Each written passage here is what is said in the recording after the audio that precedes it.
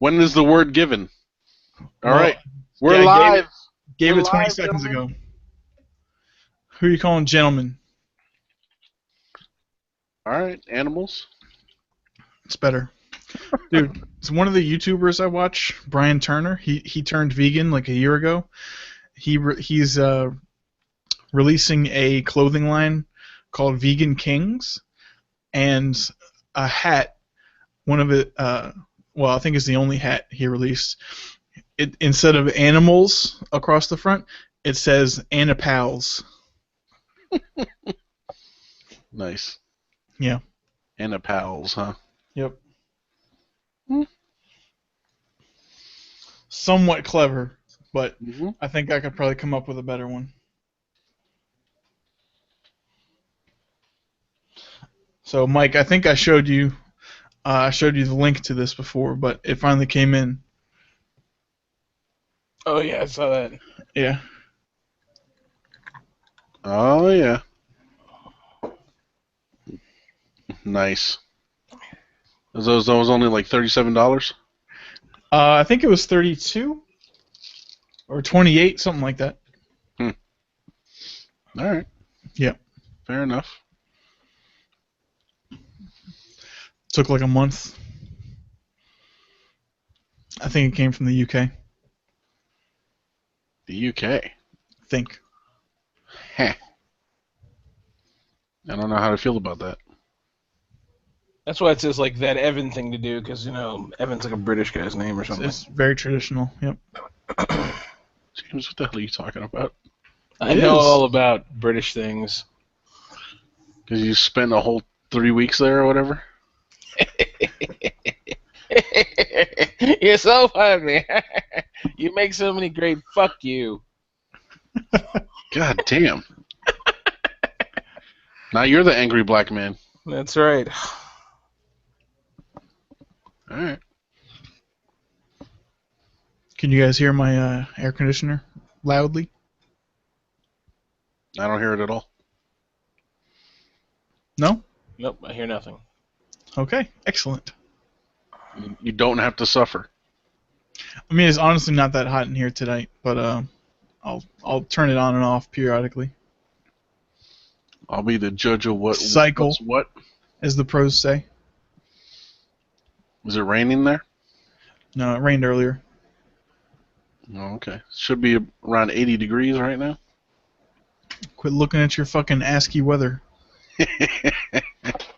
Oh. Is it the weather bug you're looking at, Mike? The weather bug toolbar? Yeah, that and the bonsai buddy or whatever. Yeah, that's right, bonsai buddy. All right, so I put the link on Facebook. Okay. It's got a nice picture of Evan there. Wonderful. Who could ask for anything more? Mm-hmm. So, you guys ready to begin? Mm-hmm. Okay. Well, let's go ahead and get started then. James, you ready? Yeah, I'm just sending a link out if you feel. Oh, okay. Great, great. Should I put? I was gonna say I'll put it on our webpage, but probably doesn't matter. No one would see it. No one would see it. Nope. What about the IO Panel Podcast Facebook page? Probably no one would see it. We have 12 legs, I think. I think 10 of them are from fucking Afghanistan or something, and Yeah. one of them is me. I don't think Mike has liked it yet, and I don't think Evan's liked it yet. So How would I like our own page? There we go. exactly, because we're desperate for likes. Mike and I had this conversation earlier, a couple weeks ago. James, you're trying to grow the brand, and I think Mike's all about it. I don't give a shit. Mm-hmm. That's why when Mike wanted to do the RSS feed, I'm like, why? They'll just make more people listen. I don't give a fuck. Stop listening. I just do this to do it. Uh-huh. Oh, according to this, we have some viewers. Great. Hi.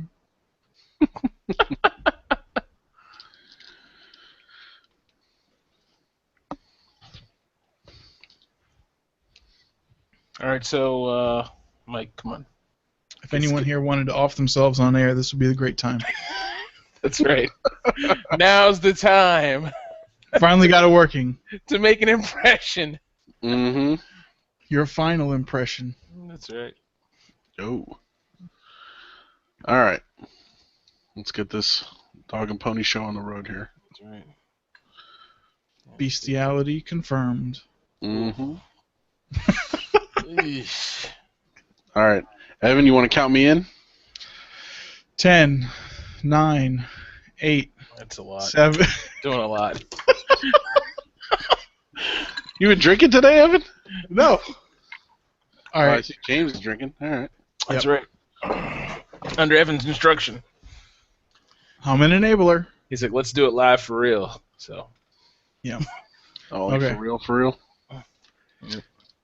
We get a 5, 4, 3. Hey guys, welcome back to another episode of the IO panel. I'm joined today by Mr. Evan. Evan, how you doing?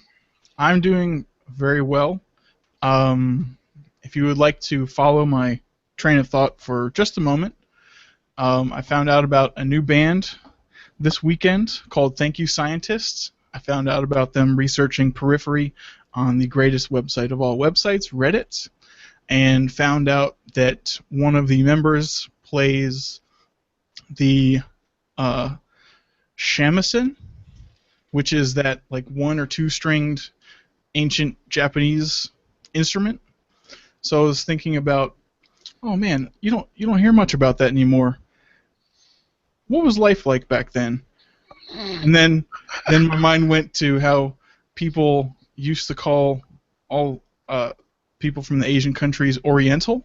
Then I was thinking about, man, Oriental is my favorite flavor of ramen, and I'm pretty sure my dad also my dad still calls people Oriental. So that was a good train of thought I had earlier today. See, Oriental, it sounds bad, but it's not. Is it still racist? Is I it don't- racist? I don't know why it would be, but it sounds like it is. But I don't think it is. Like, I don't think your dad's a racist. I don't think your dad's like, No. oh, those Orientals. You know, I don't No. think he's saying that. You know? Evan's No, dad's he's not Archie Bunker. racist. Yeah. Yeah. He doesn't mean it in a bad way. It's just like, I'm sure that's what his parents said, maybe in a bad way, and The thing grew is, up with none that. of us are from that part of the world, so we're like, oh, yeah, it's fine. Maybe they're like, oh, that's horrible. I don't know. You know what I mean? Yeah. So we can never guess. They're like you, James. They prefer the term Asian American, That's right. even if they're just from China, That's right. That's right. not American at all. That's right. I prefer the term black. A black. You are A a black. black. I am a black. Is the Orient Express still a thing? Wasn't that a railroad? Like the Mongolian Expressway? I'm pretty sure it's still a What- railroad. The Mongolian Expressway. Whatever, man. Trans-Siberian? Like it's like 495, but Yeah. But with trains. Trans-Siberian Orchestra. Yep. Yeah. Oh, it was a thing. Yeah, I don't know if it still is. All right, so this show is about something. I haven't Not figured yet. out what yet today. Not yet. Well, Pro all tip, right, listen so- to Thank You Scientist. So I was right, exactly. So listen to that. Evan will put a link to that on our webpage, I sure will. iopanelpodcast.com. So anyway, so thank you, Evan, and then James. How you doing? I'm good, man. Great. What's new? Not a whole lot, man. Helped some people move today. That was fucking horrible. And Is that what that was about? what? It wasn't just an invitation for pizza and beer? Oh no, That it was the reward for moving? no. Yeah, that was the moving reward. Yeah, and I think Michael was invited for the reward, but not for the Okay. move because he was sick. So, but actually, they did it right. Right? They were everything was well prepared and ready, and they invited like 20 people, and of course, when you invite 26 people show up, and of those 6, 2 are like basically worthless, and 3 or 4 are good to go. So it actually worked out really well.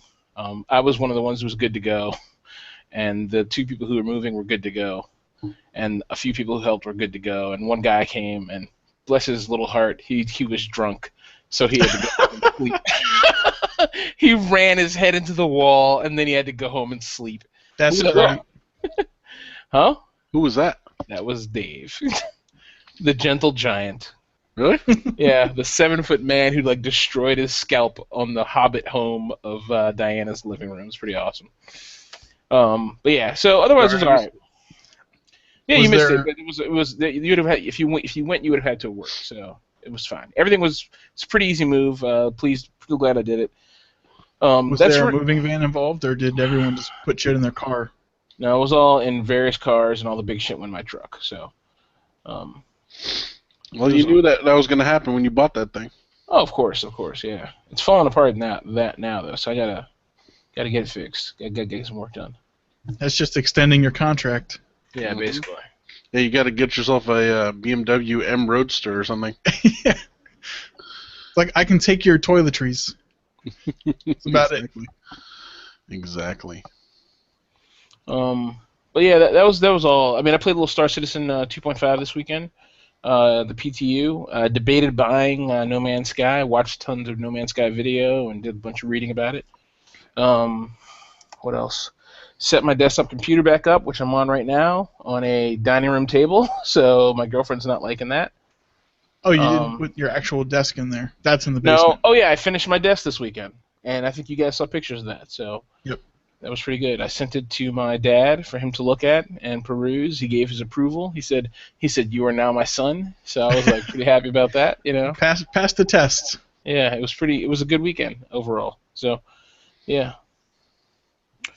So let's jump in, man. All right. So, Mike, how was your weekend? Hey, how was your weekend, Mike? Let's not forget about our hosts. Yeah. How rude. oh, well, thank you, Evan. You're welcome. My Under weekend. the bus you go. Yeah, all right. I don't care. My weekend was fine. I was sick, so I didn't do much. I've been mainly staying at home. I re-listened to the book Indian Hill by Mark Tufo. Is that racist? It is not. Hmm. Unless you think the term Indian is racist, which maybe it is. Was it called Indian Hill or Engine Hill? If it's Engine Hill, that's racist.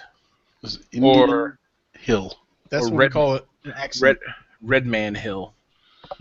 Although the But name not is the very rapper. the name is very misleading because the book is about aliens coming to invade Was it Redskins Hill? the world. So it's a documentary. Yes, it's a documentary Events about happen in real events time, that have not yet happened. That's starring Eric Stoltz. Yes. Exactly. So I've been listening to that. I'm not quite done with that yet. That's going to tie in sort of with my Audible pick of the week later, Mm-hmm. but we'll hold off on that for now. So yeah, not much going on this weekend. Been keeping a low profile just because I've been a little sick, so I've been trying to get better. You know, don't Been want to. drinking your vinegar?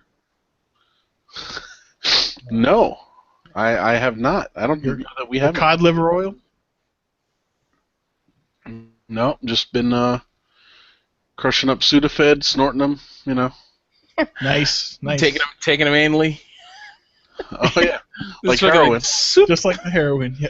Just like that horse or boy apparently. or boy. Oh, there you That's go. I right. wonder if that's why it's called boy. I thought you guys were talking about Mr. Hands. Ooh. If you don't know what that is, don't look it up. Well, okay.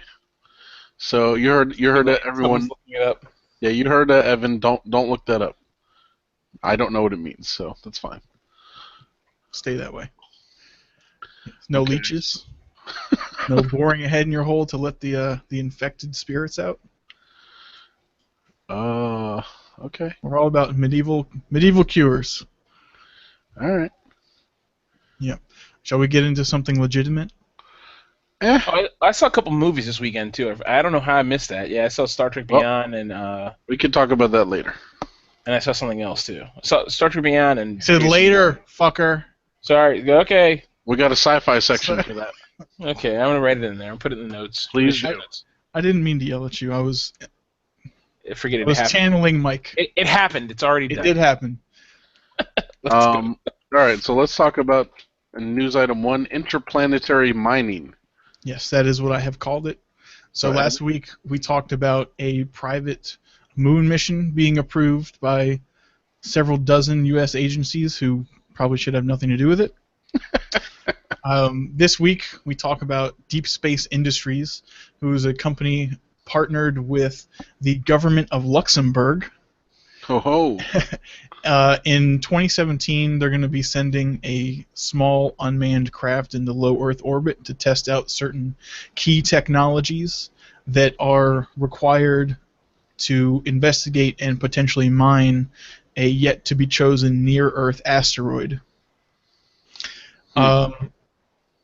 The initial craft, well, actually the one they're going to send to the asteroid, is very, very small compared to what you would think of as a spacecraft.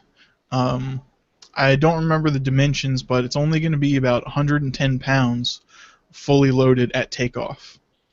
So it'll have a small booster section to get it out of the atmosphere, and once it's in space, it actually uses jets of water to maneuver, which is an interesting concept because on most, if not all, asteroids, they are flying ice and other shit.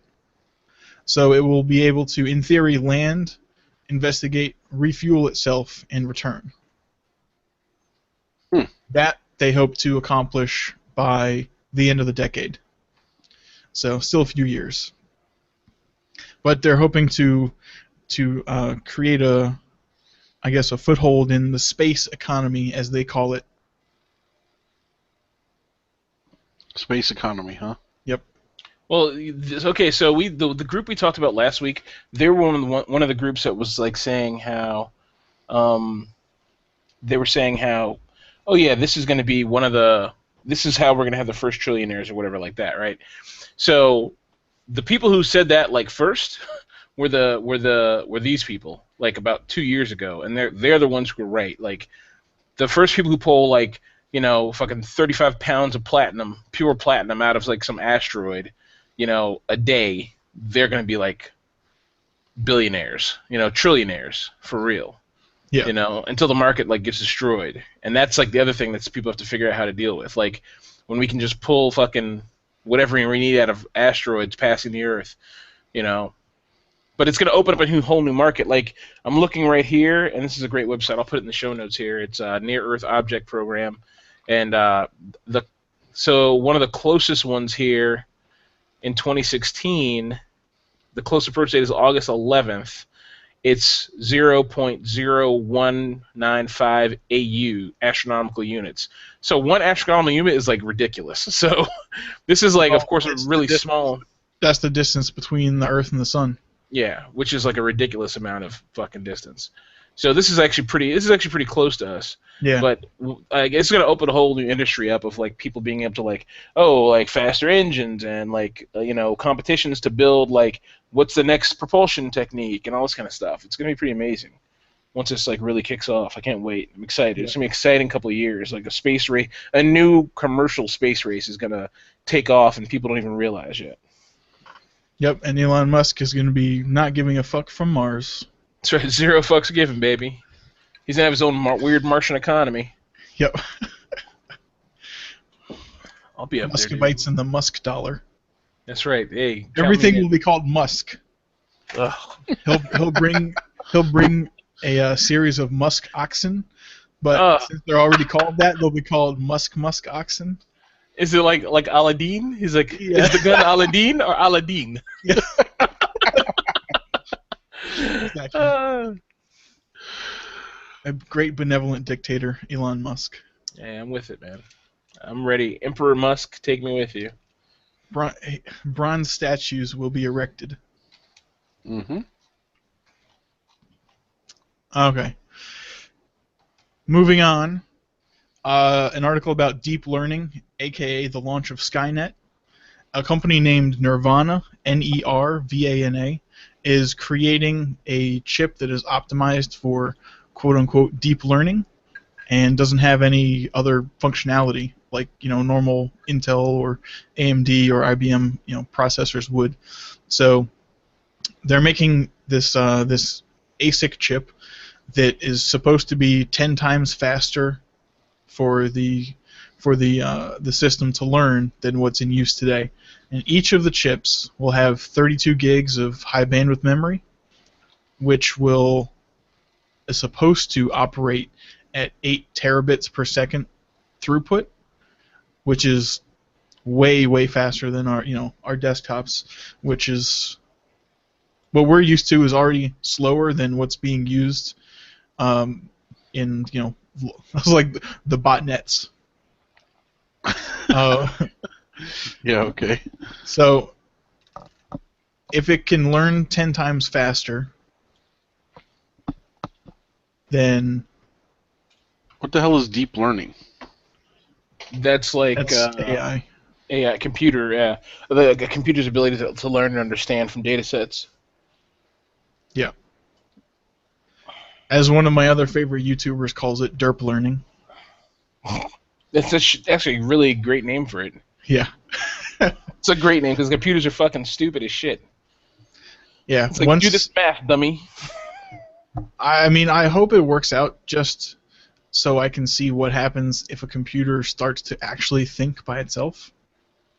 I don't think it'll happen from this project. But, so, packaged with their ASIC chips is Neon, which is an open source Python-based language, which Nirvana has also developed specifically to use for or uses learning models for this kind of process. So also good news for them, they are being procured by Intel for $400 million. Oh, shit. So it's definitely going to happen. Intel's buying these people? Yep. What's your company called? Nirvana. I don't think they have stock. Yeah, they're not probably. I never heard of her publicly shared. And Intel stock is down. I've been keeping track a little bit. James is about to get on Robinhood. That's right. Make some more bad investments. That's right. You got that right, Chief. I put in $300 into a tip that I got from an unreputable website just to see how trustworthy they were. Yeah. And I lost $20 on the first day, but it actually went up 3% from where I bought it. So I'm in the green. Who's laughing now? Yeah. What stock was that? That's private information. Jane. So that's need to know. I can't get that out. Yeah. Oh my God. I'll let you know how it works out. What is this? Your SEC filing for your paperwork? Like I didn't pass that tip on.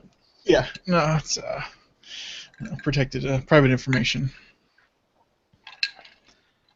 I'll give you 2 hints. It's a pharmaceutical company, and it's a color.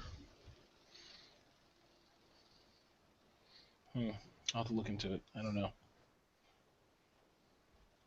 Okay, so what's up? There's only so many colors, I guess, but Yeah, I'm not gonna be able to guess, dude. I have no idea. I invested only in weed companies.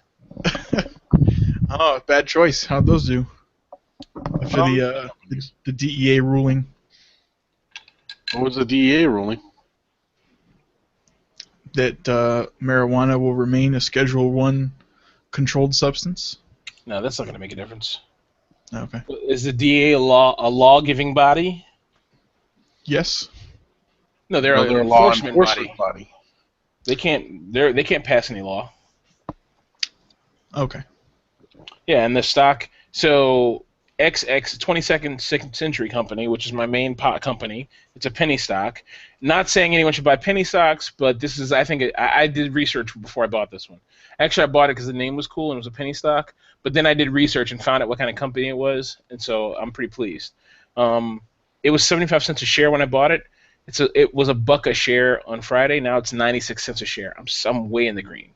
Like That's pretty good. I'm doing really good on this. I wish I had enough money to have like 1,000 shares of it, because then I'd see some really good like fucking deflection with the money there. Nvidia's up to $62. Got a couple shares of Nvidia. Nope, I don't have any Nvidia. I'm a fucking idiot. If only we had some AMD. I bought it when it was $45, and now it's up to $60, and then I sold it when it was at $50 or something like that, because I was like, this stock sucks. Yeah, it's an idiot. Not too bright, huh? And I bought Iridium because I thought, oh, they're about to launch their new satellites. I told you to do that. Yeah, and they're in the toilet. They're in the shit show. Really? Yeah. I still made money on it, but it's They've actually been no. going down for a while. No, actually I lost money on it. Yeah. He's like, What no, do you buy, like- he's like, I'm way down. I'm way down. No, I mean You I only lost bought like about, 2 shares or something. I lost about $1 a share, so I mean I lost $10 on it basically. But you know, we'll see what happens. Iridium may come back once rappers start to figure out that sat phones are back in Mm-hmm. and the new network is up. Rappers. Yeah, rappers love fucking sat phones. It's their primary customer. No, sat phones are the new freaking what's that flip Motorola StarTAC? They're the new StarTAC, dude. Nextel? The new Sure. talkabouts. Boop, boop. The new talkabouts, yeah. So trust me, The new people don't know any better will be getting sat phones. Dude, what else are you going to use on your yacht Yeah.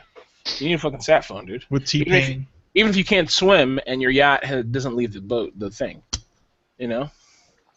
Why don't you make looking the yacht. sat phone detachable with a flotation device suitable for one rapper and his bitch? That's interesting. There we go. You get a sat phone for $1,300. That's nothing. It's not Pretty bad. good. If you're a rapper, that's cheap.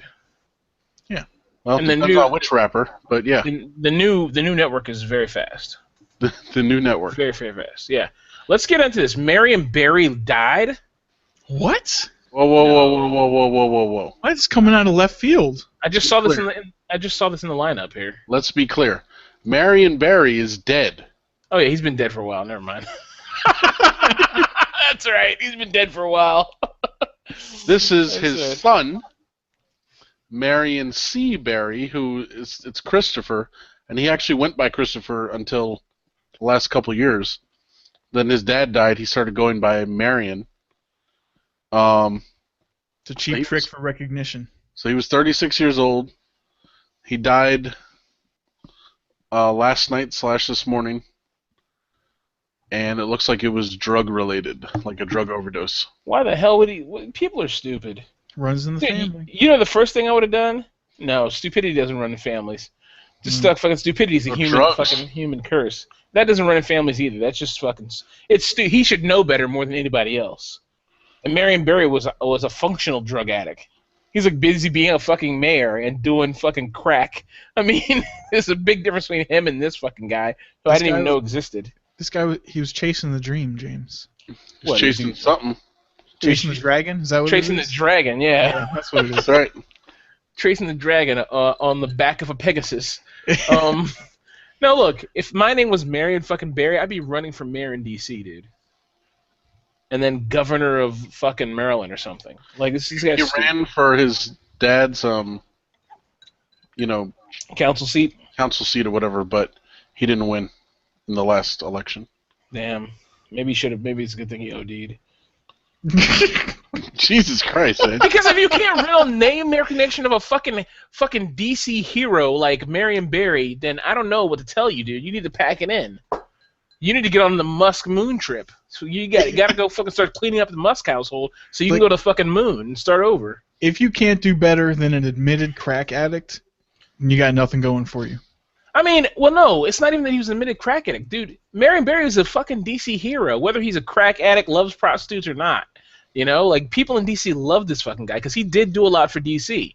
So if his son can't win on the name recognition, I mean, he's fucking named Marion Barry. People keep give votes just for that. He couldn't win the fucking council seat. He was sixth.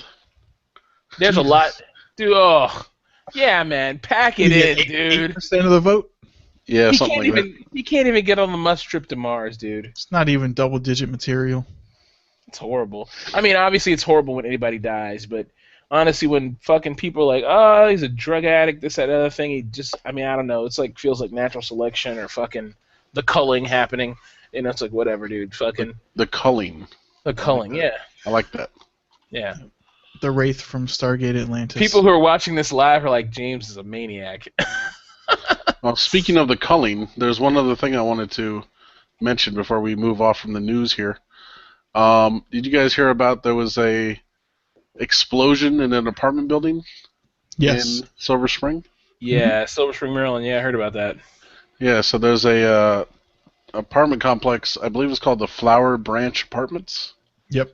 And it's looking like it was maybe a gas leak or something. I thought you would be like, it was ISIS. Like, I'm not saying it's confirmed, but I heard it's ISIS. It was ice related. yeah. Yeah, it was ice. I didn't say ISIS. I said ice is great. No, so that kind of sucked. That's what was going. I think that happened Friday night. Is that the place that's on the way to Gaithersburg? No. This is like near Eastern Middle School. Okay. Somewhere. It's like All right. way the other direction. Yeah, so that kind of sucks. I know there's some people that died, or there's people that are missing. I'm sure they're dead, but they're declared missing right now. Rip in pieces. Mm-hmm. Oh. Exactly. I mean, I know that was pretty fucking horrible. Like, people got killed in their homes and stuff. That's the worst. Yep. And then they're talking about negligence, this and that. Like, oh, they didn't listen to us. That we were smelling gas and blah blah blah.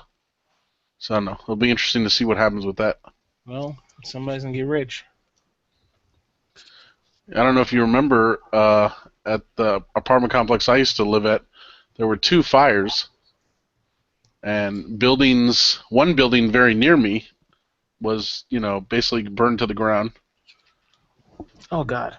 and another building, like maybe a block over, it burned to the ground at a separate time. I only remember 2 things about that apartment complex. One, my bike got stolen. I do remember that. That was my own fault. Number 2, only after the fact did we find out that there was a brothel being run from your building. That's correct. That was also our fault. Yeah. Being a we job. didn't do our due diligence in investigating. That's right. We should have some Scooby-Doo adventures over there. That was that was interesting. I do remember one time leaving my apartment and 2 guys were sitting in a car in the parking lot, and they were like really looking at me hard. And I just kind of looked at them and I was like, huh. I was like, okay. I got in my car and left. Looking back, I'm like, oh, those 2 guys were like detectives or something. Perhaps. So yeah, that was fun. Mm-hmm. Another time at that apartment complex. Thing, Go ahead.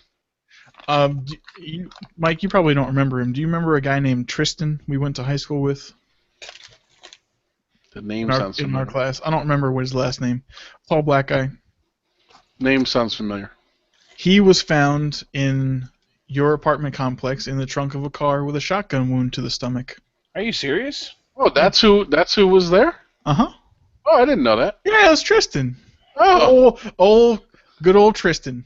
Was he dead? I didn't know that. Yes. Very much so. Days. Well, yeah, my mom couldn't go to work that day. The car, the area was cordoned off, so she couldn't get to her car. You mean the dead body that was in the middle of the street? No, it was a different dead body. Oh man, what is going on? Well, thank God you don't live there anymore. Can we get out of this Thank fucking God you live local news shit? right across the street from there now. What is this? Yeah, local thank God news I live half a mile away, like right there. Like, okay. Well, thank God you're not running drugs with Tristan anymore. Oh, I will. No. I will say this. One last thing. So remember how a couple months back I found a dead body? Yes. Oh yeah, that's right. Okay. So today, when we left our friend's house who we were helping move, or you were helping move, and I was standing around, I went the same way, and I drove by like where the accident was, kind of, the same part of the road, and there were people there on the side of the road putting flowers. Aw. Did you stop over there and say, "I called the police. No, Can I get some money?" I thought about being like, I'm the one who found him. You should have done that. Don't you know we have a fucking podcast? I was like, no, that's crazy. I was like, what would that do? Like. It would have given them closure. Yeah, right. How was he? Trying to get into his... Yeah, how was he? Like, he didn't look too good. Yeah. That'd be great. Well, his lips were ripped off. Like, oh, no, we don't want to hear it. We don't want to hear it. His arm was over there. No. Nobody wants to hear that. This part of him looked fine, but the other part across the street wasn't so good. Mm-hmm. Exactly. So I just thought that was funny. I was like, wow, I drive by just exactly when these people are there doing whatever right there. I was like, that's so weird. You realize what that means, right? What? God is trying to put you all together. I was like, mind quad? No. The ultimate mind quad, our Lord and Savior, Jesus, Ezekiel, Jesus Christ, is trying to put you and that family together. Mm-hmm. All right. I'll keep that in mind. All right. Just go there on the 1 year anniversary. Have a picnic. And a small voodoo doll who you speak to. And conjure them. Hey, they might be there on the 1 year. We'll see. I don't know why they were there today. It's not like it was, today's the 2-month anniversary. It wasn't anything like that. So, yeah. I don't know. I'm telling you, it's your density. Your density. Density has popped me to you. What up, Shelly Buns? Chanel's watching. Hi. Oh my. Shelly Buns 27 at twitter.instagram.com.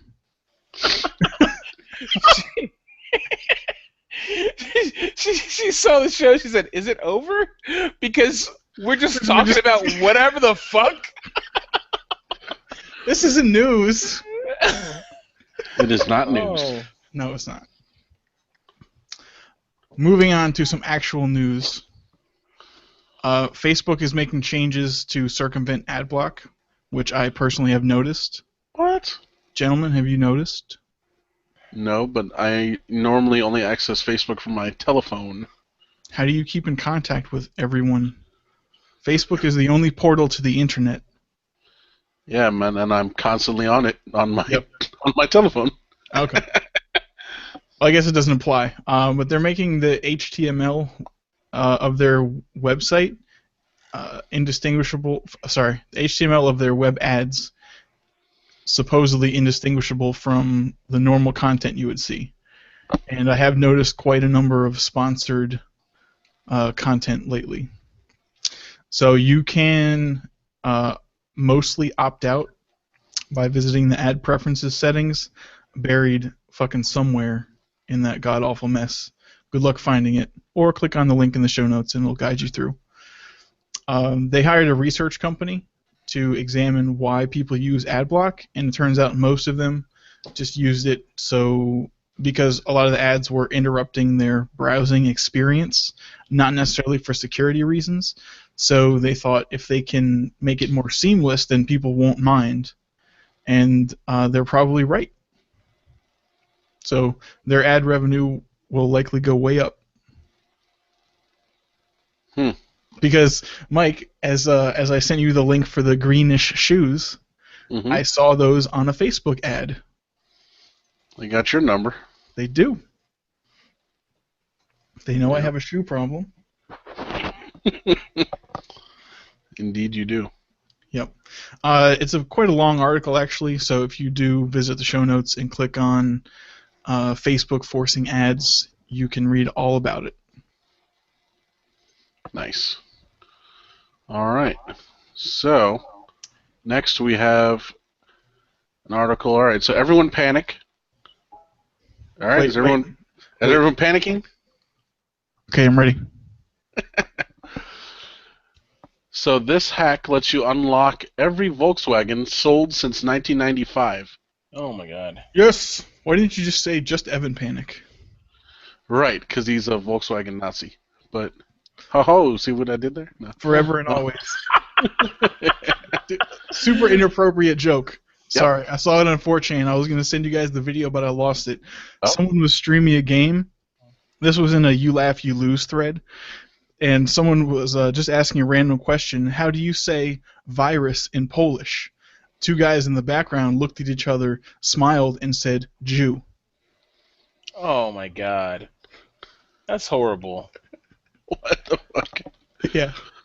It's not even funny. I don't even get it. It's not even a joke. It's just hate. It's horrible. Anyway, well, Mike was talking about the Holocaust and Volkswagen, so I thought I chimed in because I thought you guys would enjoy it. I saw the video that you sent me, Evan. The Arma video. Oh, yeah. Where the guy's like, my call sign's Auschwitz. I was like, no! I was like, why? This is horrible. Oh my god. Okay, yep. Let's move on, please. This is like ridiculous. We know what Volkswagen means, right? Family car. Oh, Or no, car of the people. Isn't it like people's car, something like that? Yeah. So now all the people have access. Mm-hmm. It is the people's car. Oh, so, I like that. So it applies to Volkswagen, but it also applies to some models from Audi, which is of course the same company. Skoda, which I've never heard of, but I'm sure that's sold elsewhere. Fiat, Citroën, Ford, and Peugeot, or Peugeot. Puget Sound. The Puget Sound car. So basically, there's a hack that lets you. So you can, when someone locks or unlocks their car with their remote, you can be there listening, like a man in the middle, and record the signal. Couldn't you do that with garage door openers? I don't know. Probably. I don't think those. I think unless they've changed them, which they probably have. Those I don't think there's too many different ones. You know.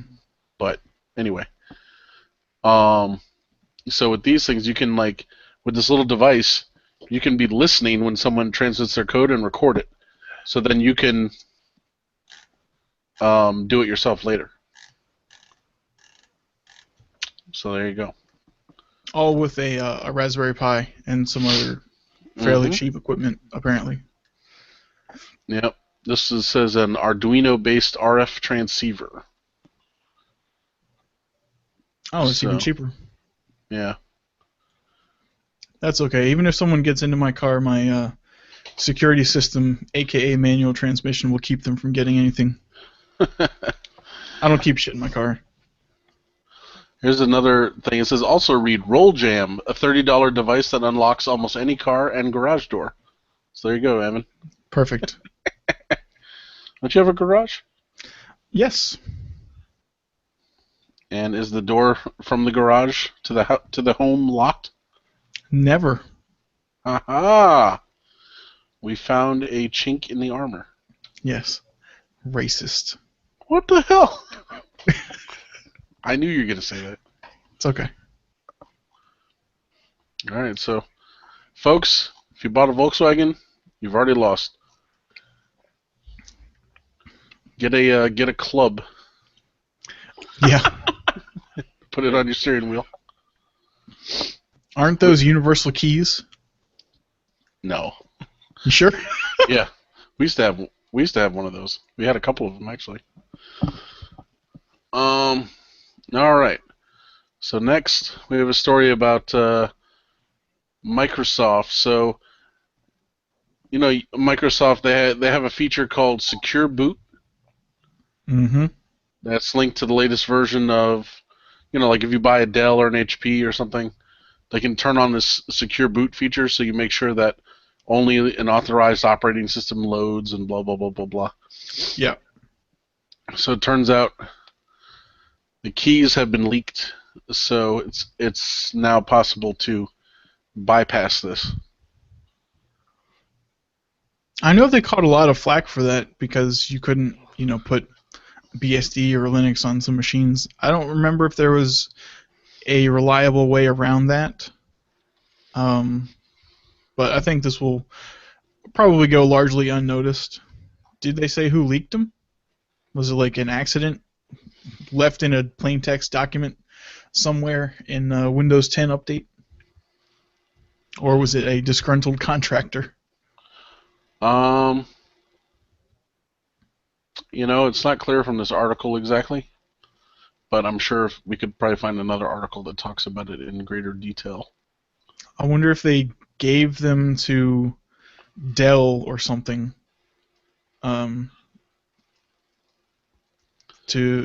like some other hardware manufacturer to put in one of their products, or so they could customize it, and then maybe it leaked from their side. Could be. If that's the case, Microsoft could sue their ass. Yeah. All right. Well, that's all I got for the stranger danger category. Mm-hmm. Guys, heard anything security related this week? Actually, yeah, kind of. So apparently Apple is offering like $200,000 for exploits that can compromise their phones. Mm-hmm. So I think it's called Exodus. They'll do anything to Something? get people to look at their phones, right? Is that what it's all about? To getting people to remember there's a Windows Phone out there still? No, we're talking about. Sorry, we're talking about iPhones. Oh, iPhones. Yeah, Apple. Oh, Apple. I thought you said Microsoft. Okay. Did I? I don't think I did.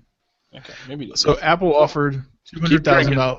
Apple offered $200,000 for exploits to get into their phones, and then a black hat, which is the bad kind of hacker, company called like Exodus International or something like that. They were like, okay, that's cool. We'll give you $500,000. So like they're being one up. Oh shit! Oh yeah, I did see that. That's hilarious. Awesome. That's awesome. It's like fuck you, Apple.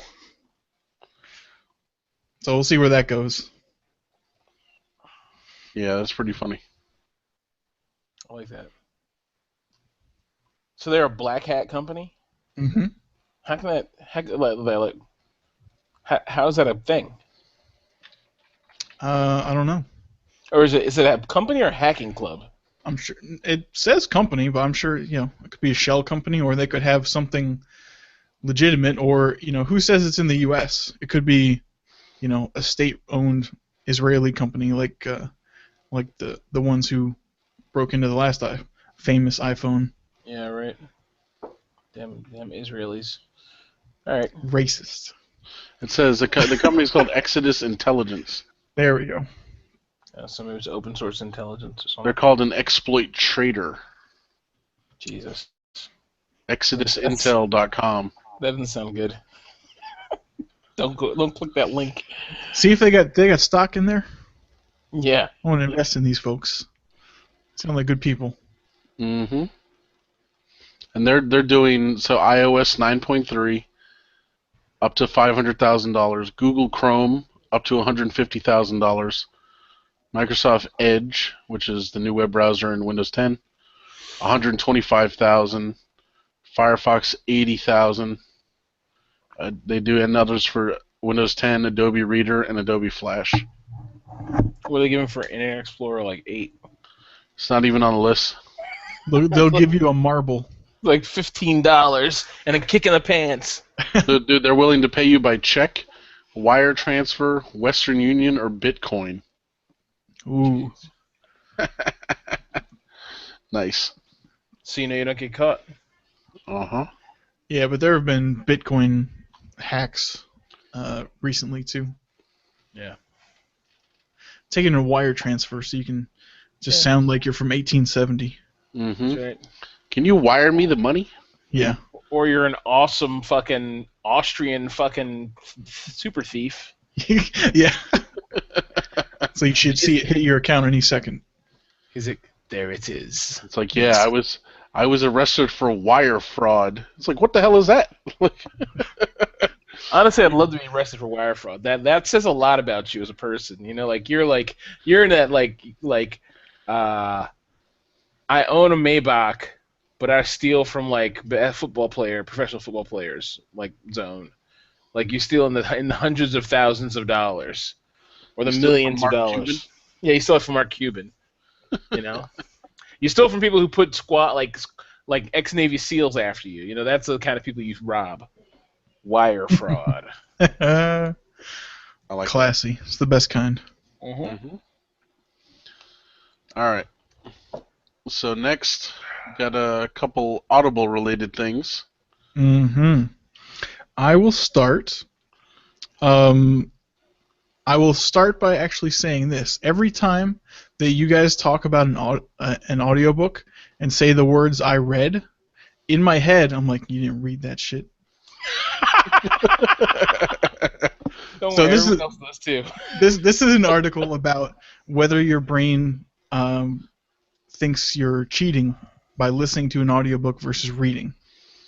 Short answer, no, it doesn't. Your memory works in very much the same way, whether you read with your eyes or you read with your ears. So it's actually kind of interesting to read. I just wanted to put that in as a quick mention. I'd like to looking with your eyes and not your hands. I'd like to listen to the article, please. Please Yes, read me the article. I will dictate later. Nice. Well, that's cool. It's good to know. So we've been vindicated, huh, Evan? According to that article, not to me. He's like, you're still a lazy sack of crap. There's something to be said. If the books are read by the author, they can put emphasis in the proper places and so make the jokes, if there are jokes, make sense. Whereas you might read them a couple different times, a couple different ways, not necessarily misinterpret, but there's something to be said for that. Mm-hmm. A lot of times, though, the books, like especially the books that James and I read, they're not read by the author. Yeah. But from what I've heard about the audiobook process, a lot of times they'll have a producer there, and they'll even talk to then you ask the producer, hey, how do you say this, or whatever, or the producer will say, oh no, you're putting the emphasis wrong on blah or whatever, that kind of stuff, and then they'll even contact the author if they need to. They'll be like, how the hell do you say this, or what the hell are you trying to say, or what, whatever, ask for clarification.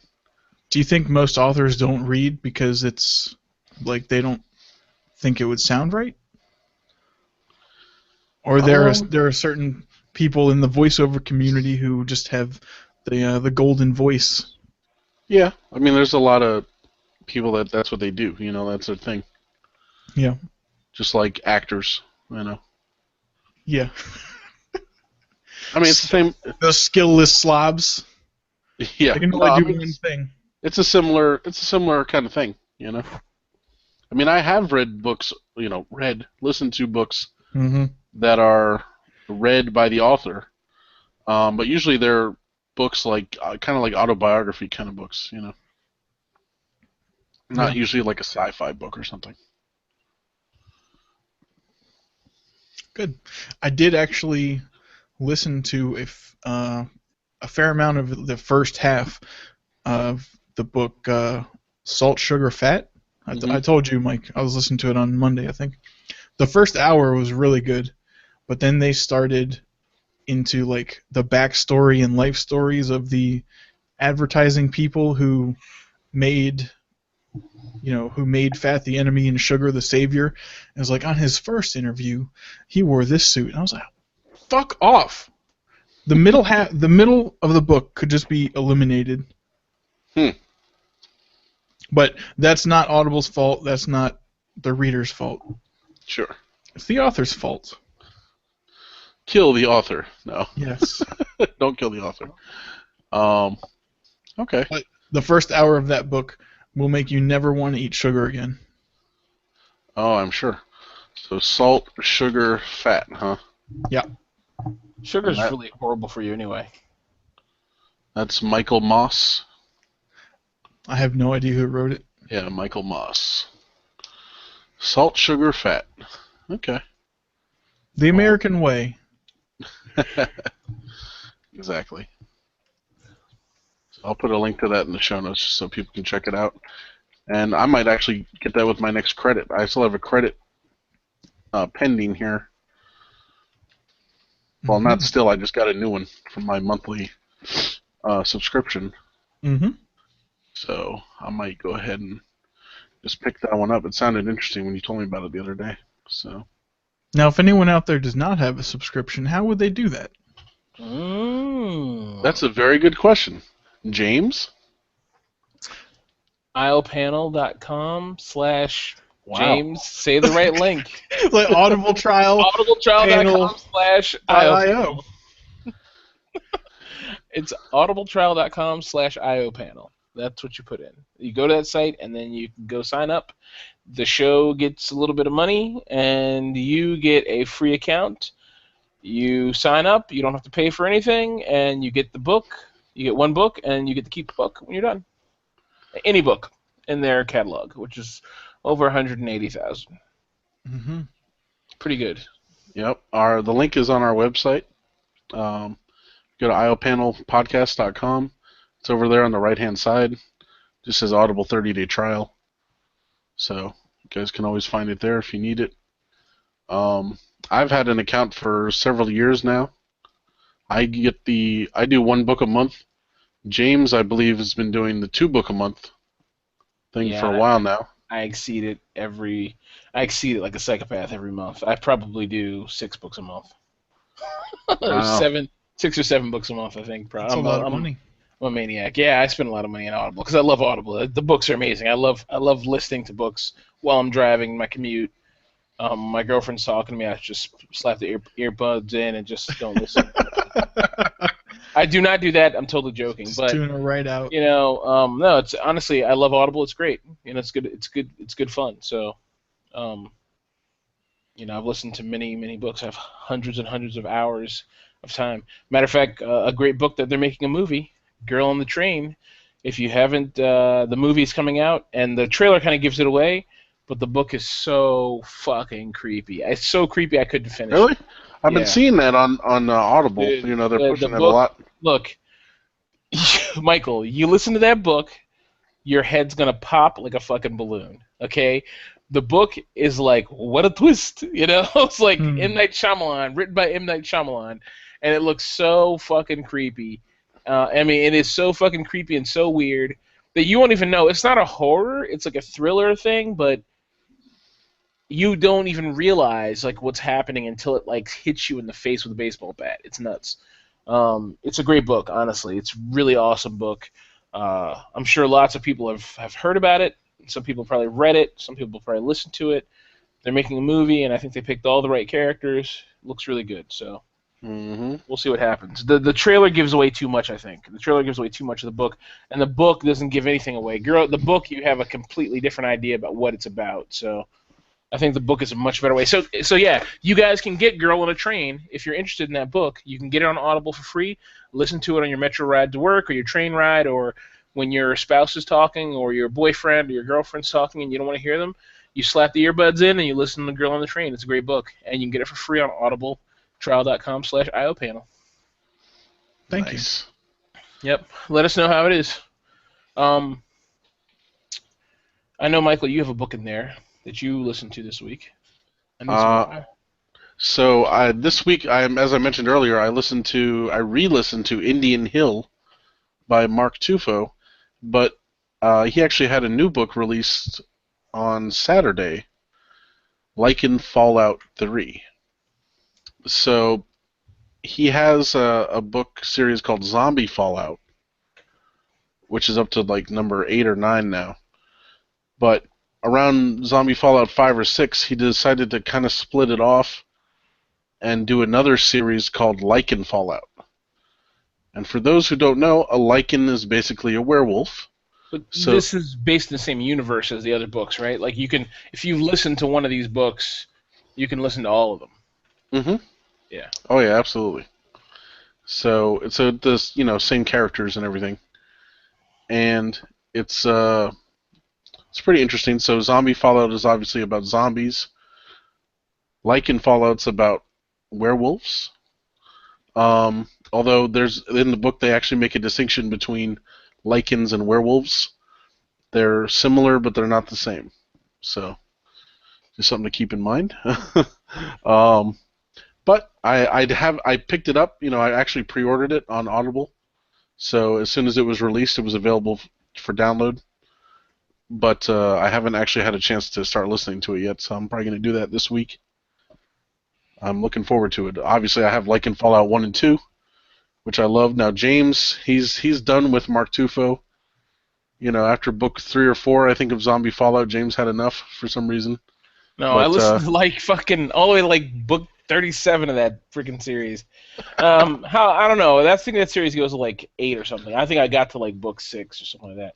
It's not a bad series. I just Is it really repetitive? Well, I would say in the Zombie Fallout series, there's this whole thing that's become like a whole new meme about movies. It's like movies play the same beats, the same like kind of story beats over and over again. And Mark Tufo plays the same story beats with his characters. Not story beats, but the characters behave very true to who they are, but they're very annoying people that I don't care about. The main character is cool, and I liked him. I do like the main character because he reminds me of like myself. He's like crazy, and he says and does things that I do that I'm like, wow, this guy. Like he talks to himself, and he like imagines doing crazy things to people, and like he's a regular person, which is why I like that character. But he's overall just a lot of the other characters are like these horrible like SJW weirdos and stupid people and people with these repetitive character qualities and people who can't. Whoa, SJW. Well, I should not SJW, but they just remind me of like these like really dumb, like the worst type of characters that you see in real life. And I just thought of SJWs, but let's just say they're just like there's a lot of shitty characters that I don't enjoy, and it's like characters. Something that happens oftentimes in zombie books is they will write a character, and in movies they'll write characters who don't grasp how serious the situation is, even when all hell's breaking loose around them and people are dying around them and there's no more time to fuck around. You know what I mean? And I'm like, that's not reality. Like, I'm sure there's people like that, but the reality is you'd be like, peace, I'm not dealing with your dumbass right now. You know what I mean? So, I don't know. Well, like, Mary, you have to come with us. I'm like, no. Yeah, I'm going to stay here. Like, fucking get fucked. then fucking just wave your hands and make a lot of noise so we can get away, you dumb heifer. That's how I look at it. But anyway, I mean, Mark Tufo's the books are good. Obviously, lots of people like them. He gets 5 stars across the board. So I wouldn't use my review as a reason to not check the story out. I mean, there's lots of books that I've watched that people will be like, I don't really like that. But I thought I listened to like 4 or 5 of them, so they're pretty good. But it just wasn't. It was too repetitive for me. I did listen to the first Lycan Fallout. I liked it. But I didn't care enough about the characters to continue listening to it.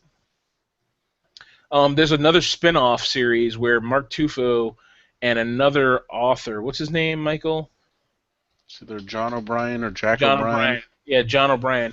Where John O'Brien and John O'Brien and Mark Tufo, they write a story together.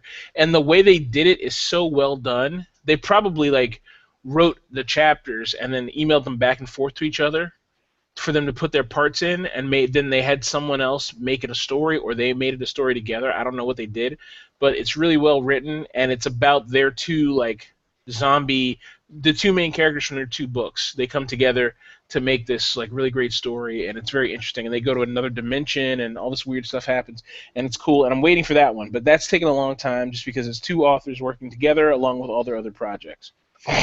So, yeah, that's Yeah, that's an interesting series itself. There's 2 of those right now, right? Yeah, I think there's 2 out right now. It's a trilogy, so the last one should be coming soon, probably next year sometime. Quadrilogy, Mind Quadrilogy. That's right. Let me. I haven't put this down in the notes, but let me talk about a series I just listened to. I told Michael a little bit about it. It's called Wrath's Revenge, the Janus Group series, and it's actually really, really interesting. It's about a kid. The book starts when he's like 15 or 16 years old, and he lives in this really horrible horrible planet called Tarsus, and he lives in the very bottom levels with poor people. He never sees the sky. He's never seen a plant, everything like that. And his brother's in a gang, and he tries to get out. His brother wants is doing everything to get his younger brother out. But his brother dies, and his parents die because they're meth heads or something. So the son ends up alone. The younger brother ends up alone, and his only way out is to become a assassin for the guild. And obviously that's a huge jump, right? It's like, oh, his only way out is to become a fucking assassin. Well, he basically has no family, nothing. He's homeless, living on the streets. He has this eidetic memory, I think they call it, photo whatever memory. He can have photographic memory. So they recruit poor orphans for the guild, and one of the recruiters gets a hold of him, and they say, oh, we want you to take the test, and he passed all the tests, and he joins the guild. And basically the next 2 books are about him fulfilling his contract to the guild. So he has to commit 50 murders, 50 contract kills for the guild to get 50% of the money for the contracts. So it's called 50 for 50, and he has to kill these 50 people. And it's about him like killing these people even though he doesn't want to kill them, but he has to kill them because now that he's signed the contract, if he doesn't fulfill his contract, the guild will kill him. And if he tries and fails and gets away, the guild will kill him. If he gets caught, the guild will kill him. I mean, everything ends in the guild will kill him. So the whole series is about him and other people of the guild trying to fulfill their 50 kills, then bring down the Janus group, then solve a bunch of other problems. And there's about 6 of those books, and the first one's Wrath's Revenge, and they go on from there, and they're really good. I have one question about this. Yeah. So the guild The Guild of Calamitous Intent. Yeah. That's right. They pick 50 people you have to assassinate. Do they by chance pick them using the Loom of Fate? No. Oh my God. No. It's called Wrath. The first one's called Wrath's Deception, the Janus Group. Book 1. By Piers Platt. And honestly, as far as space books go, I mean, it takes place in a fully colonized human space where there's tons of planets and tons of and people are moving, and there's a faster than light communication system and things like that, and people are moving about from planet to planet doing this and that. But for the most part, there's no wars. Everything's like copacetic. Everything's really nice, and the Janus group is doing its thing, killing all these people, and it's pretty fucking awesome. And the way his kills are like, they gradually get harder and harder and harder, so they arrive to an insane level of planning and pulling it off and fucking crazy. And it's honestly awesome to listen to them. It really is. It's really awesome. So definitely I recommend that if you're into like kind of like espionage and thrilling like stuff and spy shit and killing people and running around like being chased and using gadgets and shit. It's pretty good for that. Gadgets and shit, huh? Yeah, all the contractors, all the killers get cybernetics. So they get cybernetic they get new ears, new nose, new eyes, and a computer in their brain. And they get implants under their face. They get these plates installed on their skull that allow their face to change its appearance. It's pretty fucking creepy. And they talk about it all the time, and they're like, basically these contractors can go anywhere and be anyone within a certain like size range. So they can't be anyone really fat, and a man can't be a woman.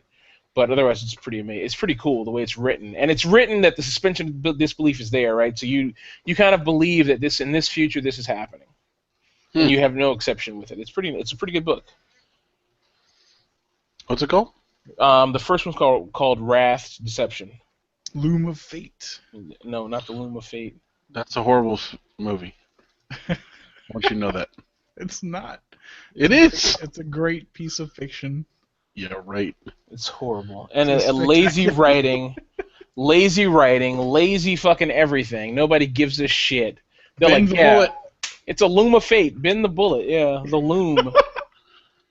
And everyone loves that scene where the guy like hits the dude in the face with a keyboard or something. I think that's the dumbest shit ever. I don't know what you're talking about. Thank you.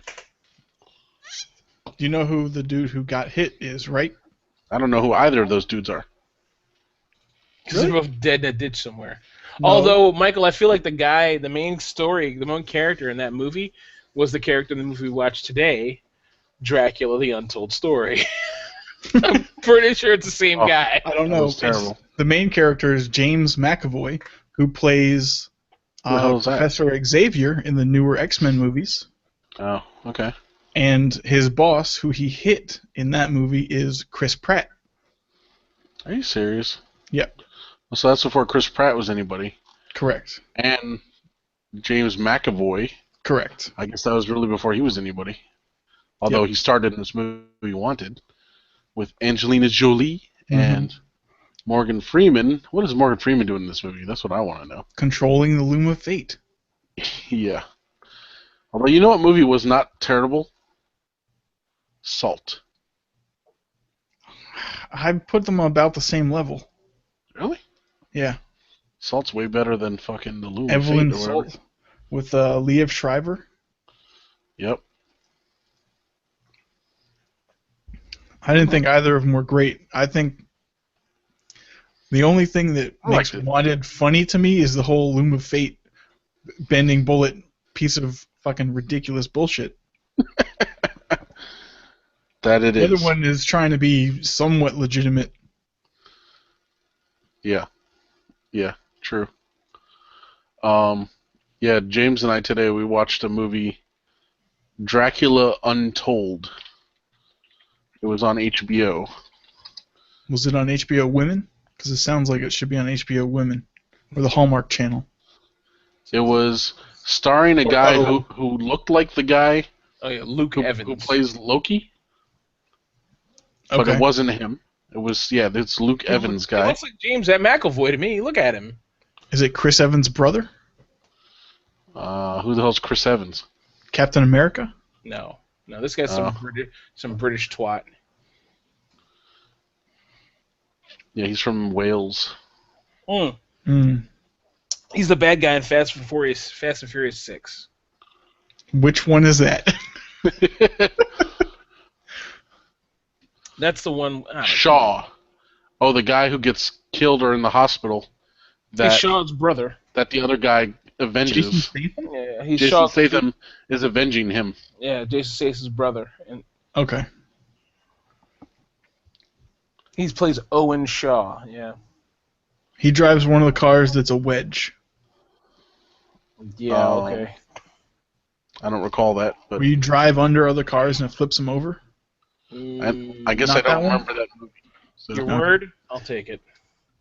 I just remember them driving a tank down the highway going like 60. Mm-hmm.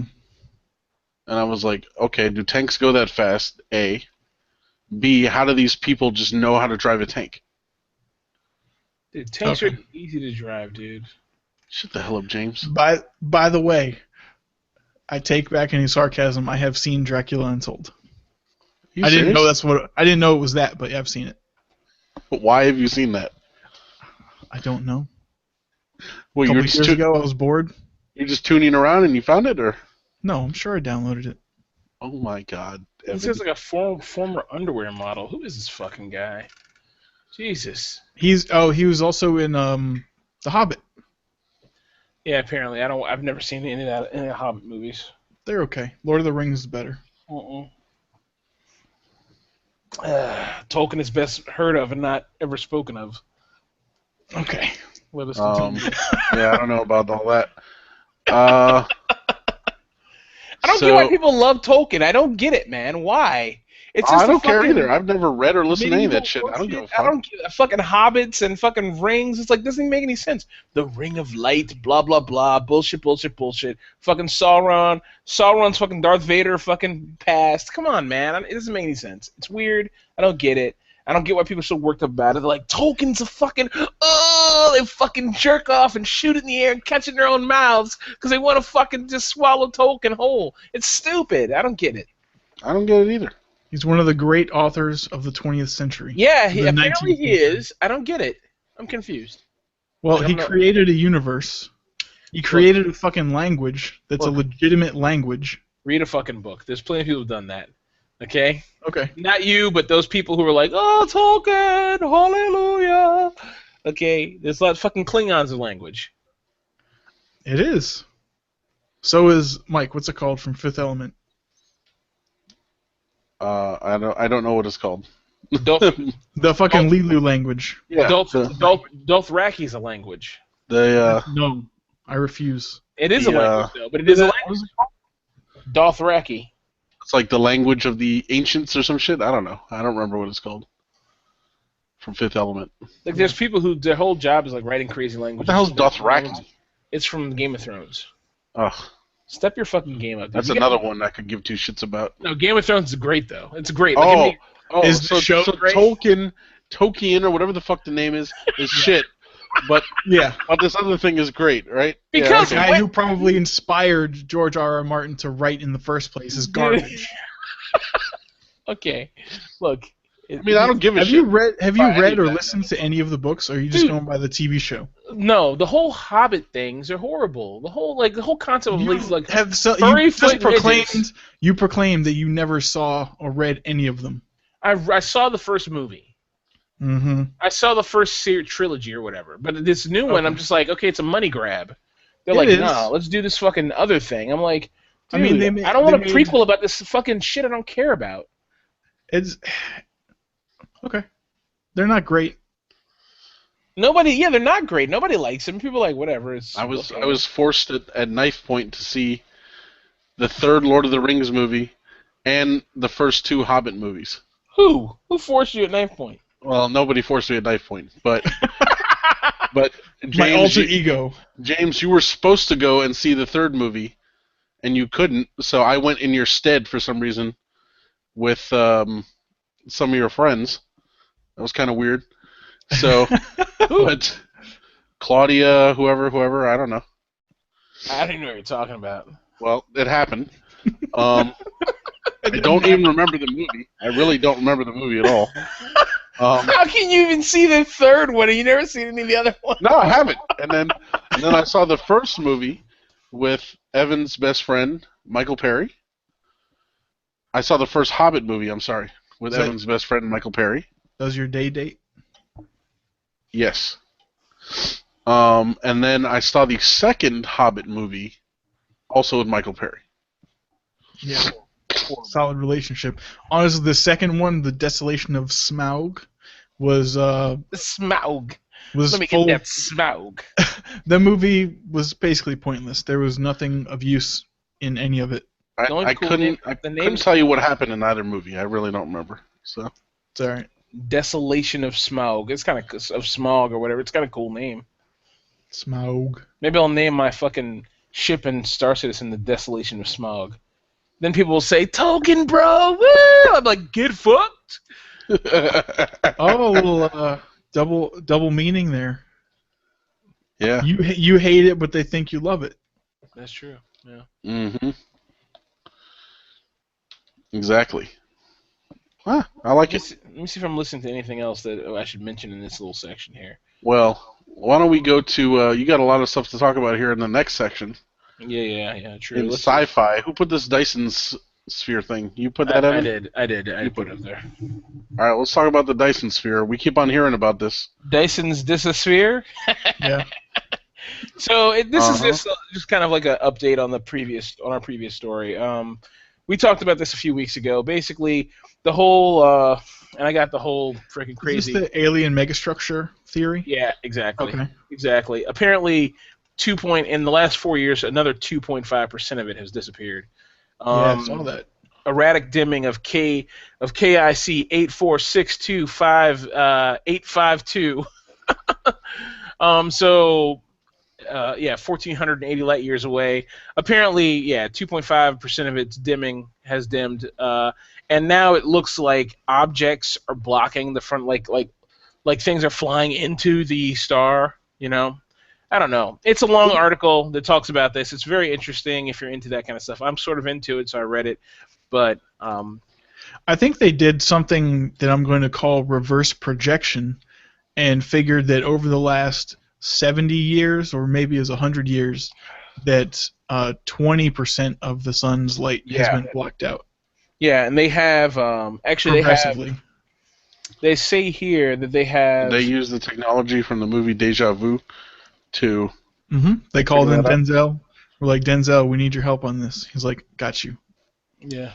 excellent. So they say here they've got the picture got murkier still in 2016, in January 2016, when a report comparing the star with images of astronomical plates dating back over a century showed a 20% decrease in brightness, which, if true, could support the alien megastructure theory and rule out the planetary or cometary calamities theory.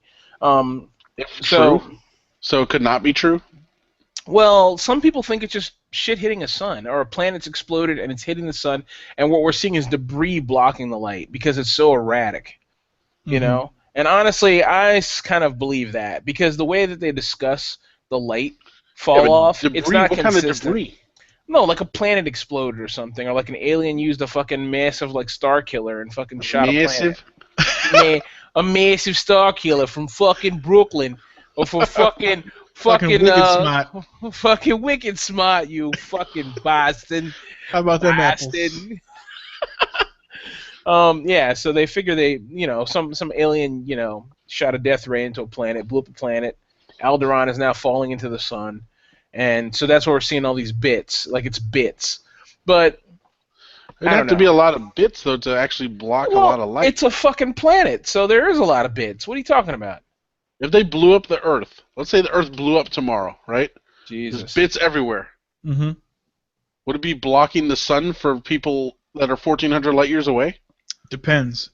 If it's an asteroid hit, maybe. If it's a core explosion, probably not, because that would blow them into probably much smaller pieces. You got to ask yourself also, the hit's got to be pretty directional, right? Yeah. What about So how do you get explosion? 100 years worth of debris? And it's 1,480 light years away, so that's 1,480 years ago for them, I guess. That's how old that light is. If I'm understanding that right, I might be totally butchering it, but if I'm saying that right, then we're seeing light. Well, it happened 1,400 years ago, right? Yeah, it happened 1,400 years ago, and over the last 100 years, it's gotten 20% light darker, which means that's a hell of an explosion and a hell of a long one. You know what I mean? I can see debris like floating around for a while. Maybe we're seeing debris just circulating, like it's an orbit, like a debris field. Mm-hmm. Which I think that's more likely to happen, right? There's going to be some stuff that's going to fall into the system, but then there's going to be a lot of stuff that's just going to hang around, and there'll be this big debris field, like an asteroid field where there was a planet. That's what happens normally. You know what I mean? So and some larger chunks could continue to split apart and look like they're blocking more of the light. yeah, exactly, and that's what I think because it's so erratic and so. I feel like if someone was building some alien megastructure, they wouldn't build like, let's build a piece here and all by itself, and now we're going to build another piece over here. Now this piece we just built will disappear, and that doesn't make sense to me, Unless they'll have to look, they're going to have to watch and see, because if it's just like Maybe they're building something and it's orbiting it. Well, if it's orbiting it, then we would see the same pieces return again, right? Maybe there's two different planets, rival planets in the same solar system, who are each building their own spacefaring civilizations, and because of the distance between the planet and the orbit differentiation, it looks to us, the layman, as a single Dyson sphere. That could be. The layman? Yes. The layman. You mean the researchers that are looking at this stuff? The layman? Yes. Dude, look, you realize at this scale they have no idea what they're looking at. They're like, we don't know. We're just like fucking saying there's less light here, and now there's more than there's less. James, they know, all right? They're smart. They know. I don't know how they know. They're like, the universe is 14 billion years old. I don't know how they know that. I don't know what they're looking at. That's a reverse projection. They know. A reverse projection. It's like reverse osmosis, Yeah. I mean, that's what it is. Well, I can actually kind of explain that, if you're curious. Not reverse osmosis, but how they figure roughly the age of the universe. Let's hear it. It's basically a phenomenon known as redshift or blue shift. Is occurs when you look at distant objects, and it has to do with the deflection of light. How far it comes through the universe and gets to us.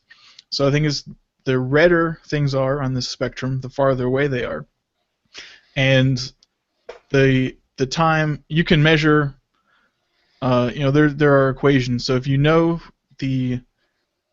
I'll call it the spectrum value of the redshift, there's a factor for time in there, and you can solve for time.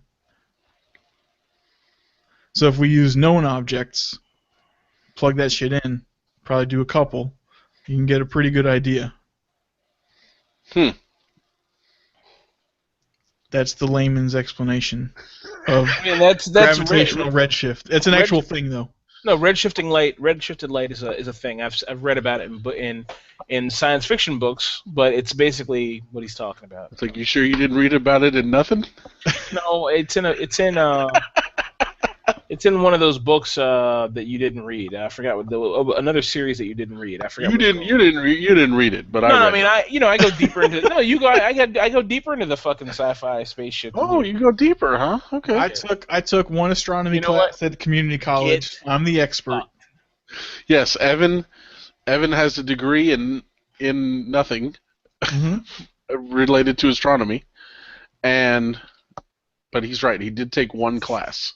I did. Well, one more than you or I, but I read a book and I stayed at Holiday Inn Express, so. Oh, well. Let's fucking keep it moving. All right, what else do we got here? Star Trek and Jason Bourne, which is not what the movie is called, I'm sure, but that's fine. Bourne fucking again. I don't know what the fuck it's called. Look, so anyway, the Star Trek movie, it was by Jason. Oh, it is called Jason Bourne. Never mind.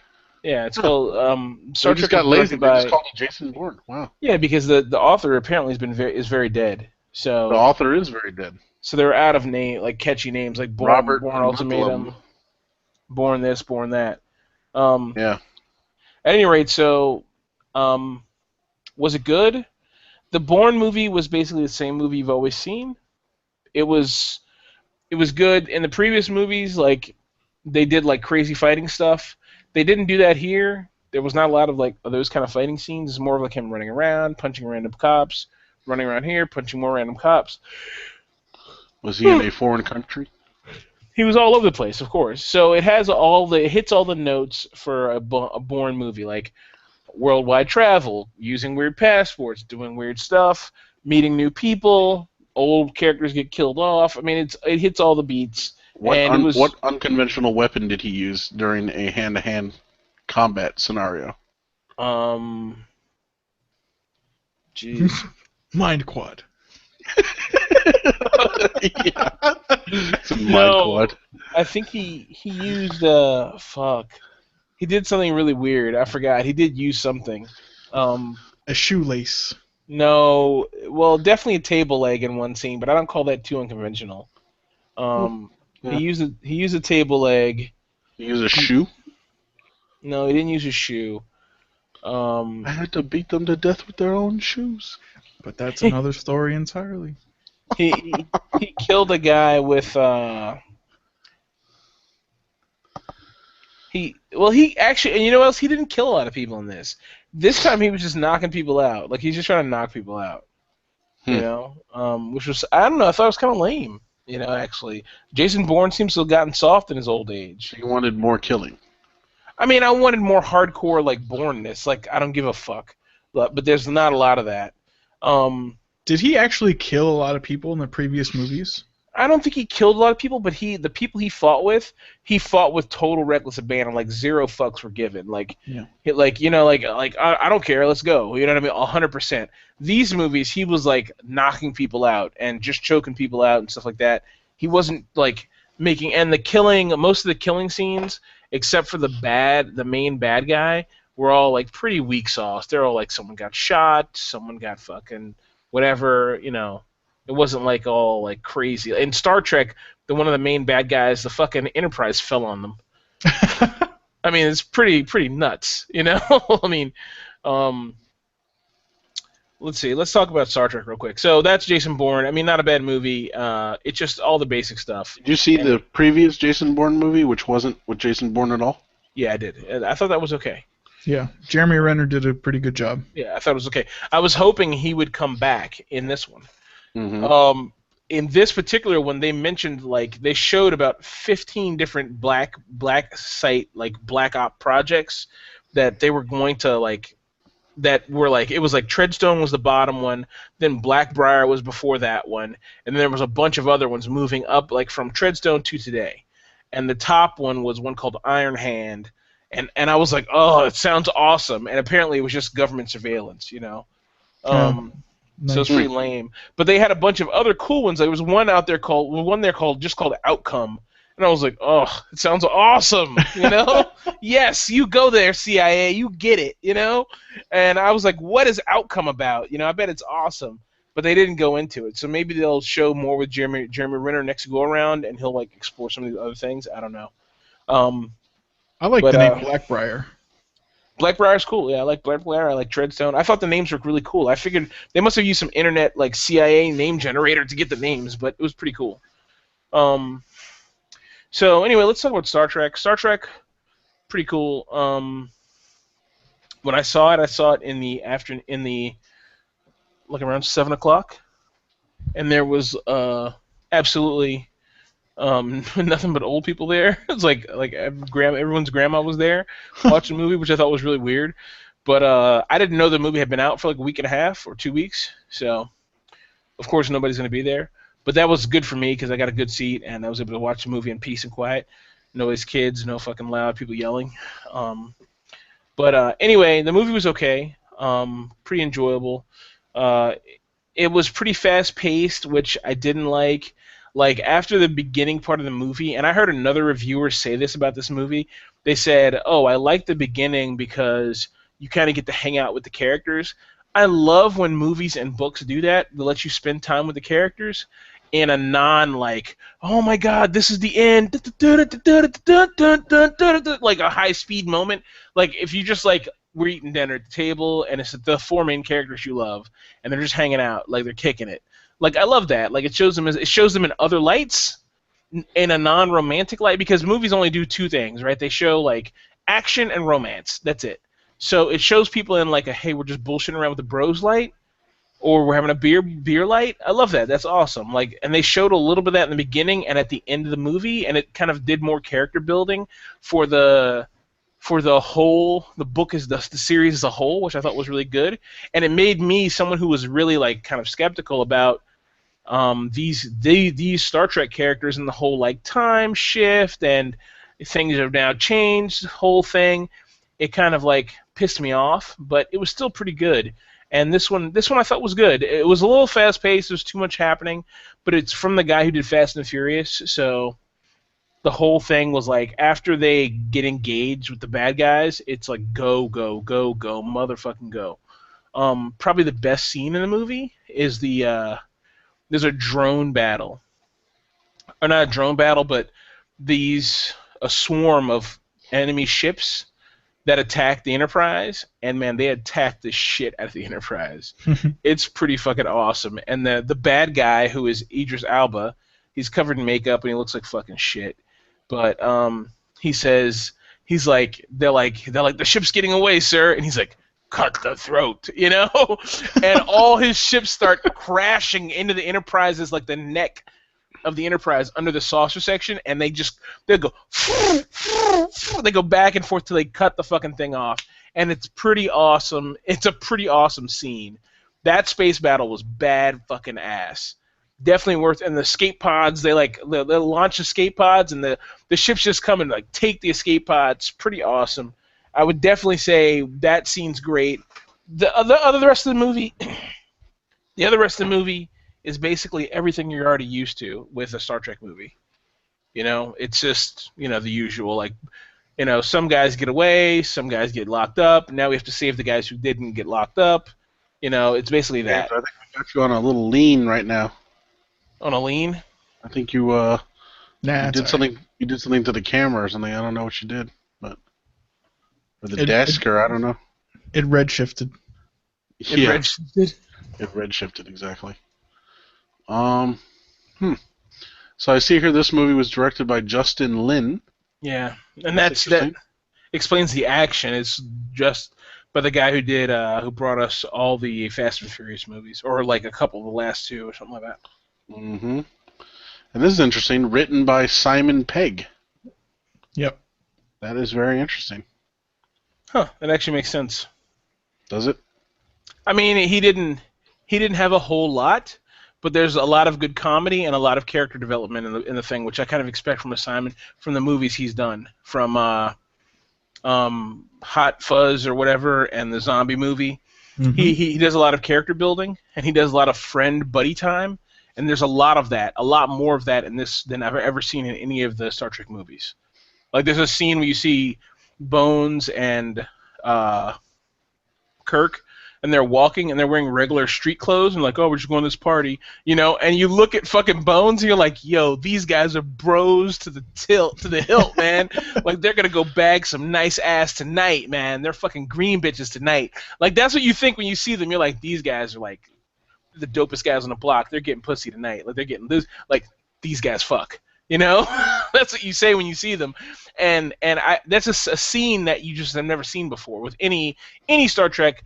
Or even like fucking Picard. Like you never see Picard like, well, you do, but it's very rare that you see it that doesn't lead up to something stupid happening. So. Mm-hmm. Yeah, overall good movie. I'd say that's worth your time. Bourne, if you want to see it, I mean, it hits all the notes. It's nothing special though, It's another Bourne movie. It's another Bourne movie, yeah. There's nothing stands out about it. Going back to Star Trek, was it sad to see the guy in there? It was, but I feel like they took a scene and they put it in the beginning, and I'm almost certain this scene didn't exist before he died. And it looks like it's kind of a nod towards him. So basically, it's the first scene in the movie, and Kirk and Kirk is sitting by himself. And honestly, the whole scene doesn't fit. It doesn't even need to exist. Like the movie doesn't need it at all. So anyway, Kirk is like in the lounge on the ship, and he just finished like dictating his logs or something, and now he's just standing there looking out the window. Bones walks in the room, and he says, "I got something. I stole it from Chekhov's locker." And he's like, "What'd you get? Vodka?" And he's like, "No, man." He pulls out a fucking bottle, a 50-year-old bottle of Glenlivet. And he's like, "Yeah, that surprised me. You thought he'd be a Scotch guy." And they're like, "Yeah, we thought he'd be a Scotch guy. That damn You mean a vodka Chekhov." guy? Yeah, Chekhov, a vodka guy. Yeah, they're like, "That damn Chekhov," And so they have 3 glasses sitting on the table because Kirk earlier on was drinking some cerulean whiskey, but his glass is clearly like just poured, and it's sitting on the table, and these 3 glasses are sitting together, and Bones and Kirk tap their glass together and tap the 3rd glass, but the 3rd glass just sits there, and it seems to me like this was like a clear like nod, like you're missed, you know what I mean? Like it's so sad what happened to you. You'll be missed. And I don't know, that's how I read that scene. And I might be wrong, but I kind of thought that's what that scene was, because there's no reason for them to tip the 3rd glass. Yeah, that makes a lot of sense. Yeah. And at the end of the movie, there's a scene where Anton is talking to this hideous alien, and he's like, "Did you know that a Russian woman made scotch for the first time?" And obviously, so they said, "Oh, it'll be relevant because we're going to show this scene with him at the end." So that's why they fixed it. But if you watch that scene, you're like, this doesn't even make any sense. Why is this even in the movie? Mm-hmm. It's just them drinking scotch, talking about Kirk's birthday, whatever. They probably pulled out one scene, a birthday, talking about his birthday, and added this scene in, or expanded on another scene to add this scene in. Mm-hmm.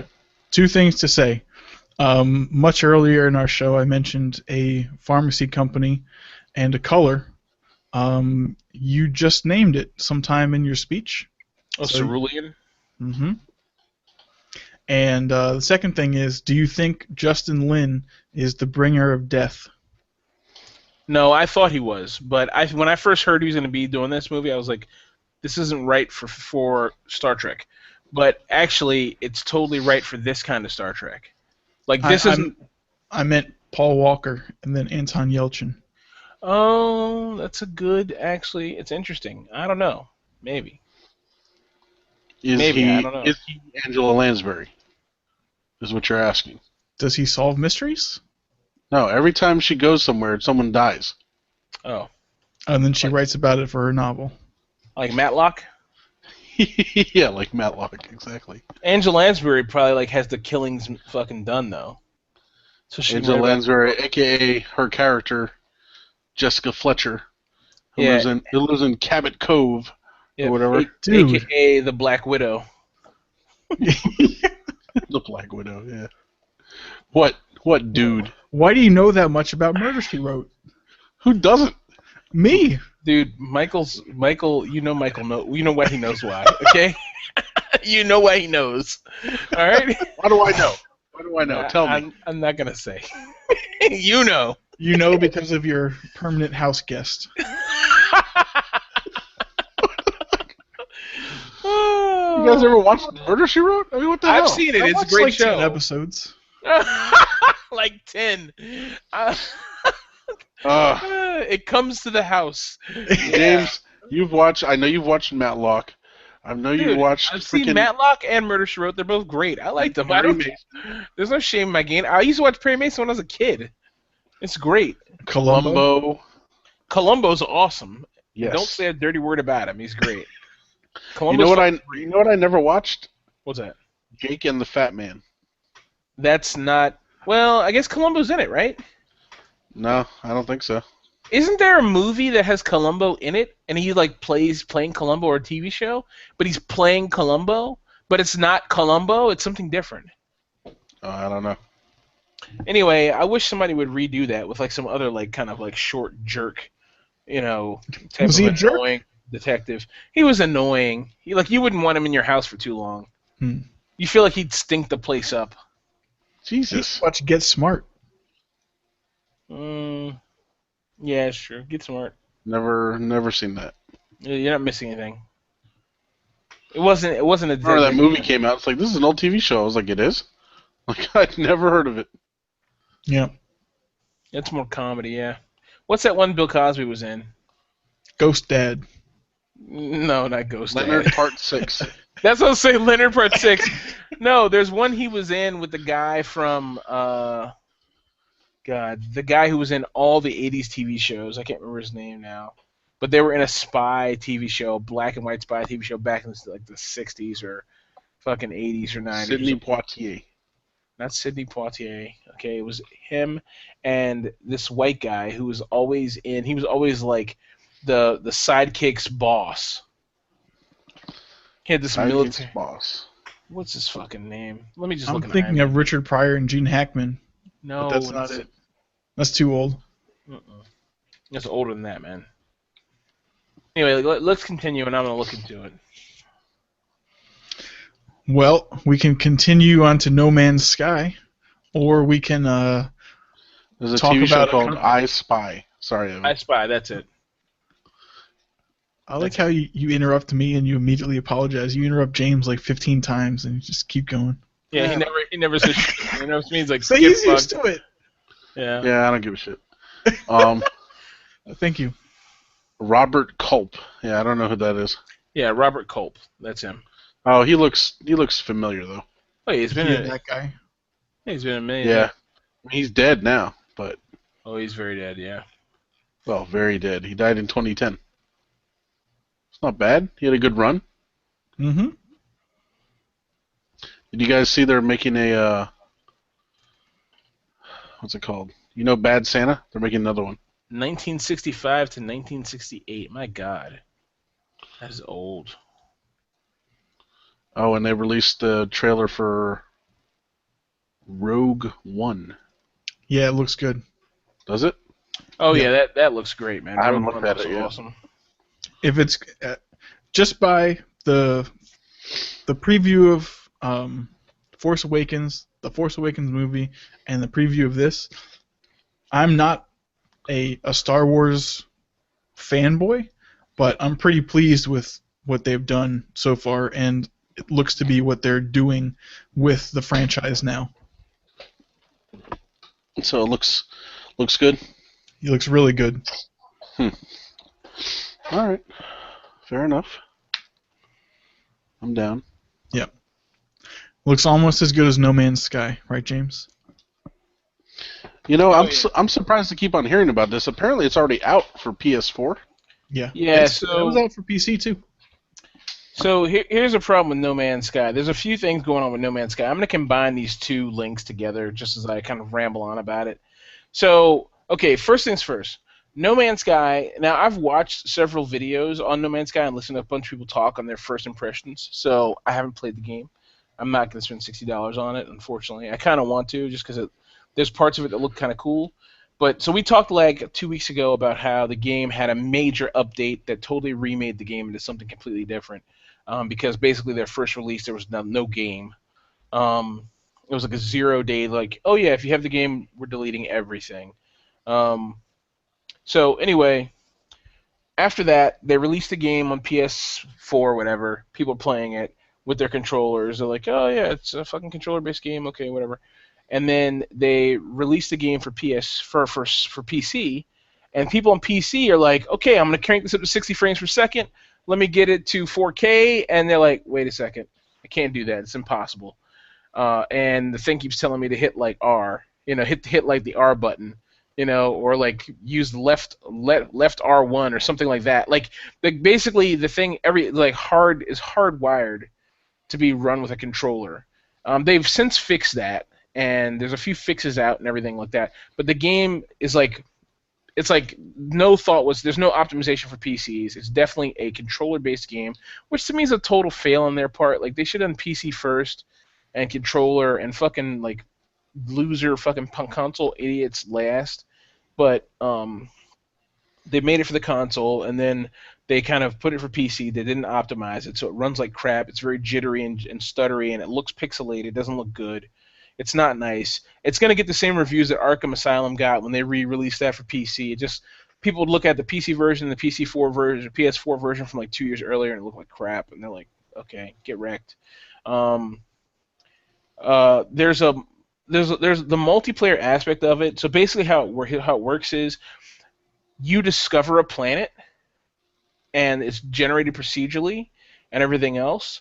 And then that planet kind of like goes, the node or the key, whatever you want to say for that planet, goes into the registry, and then anyone else can go to it.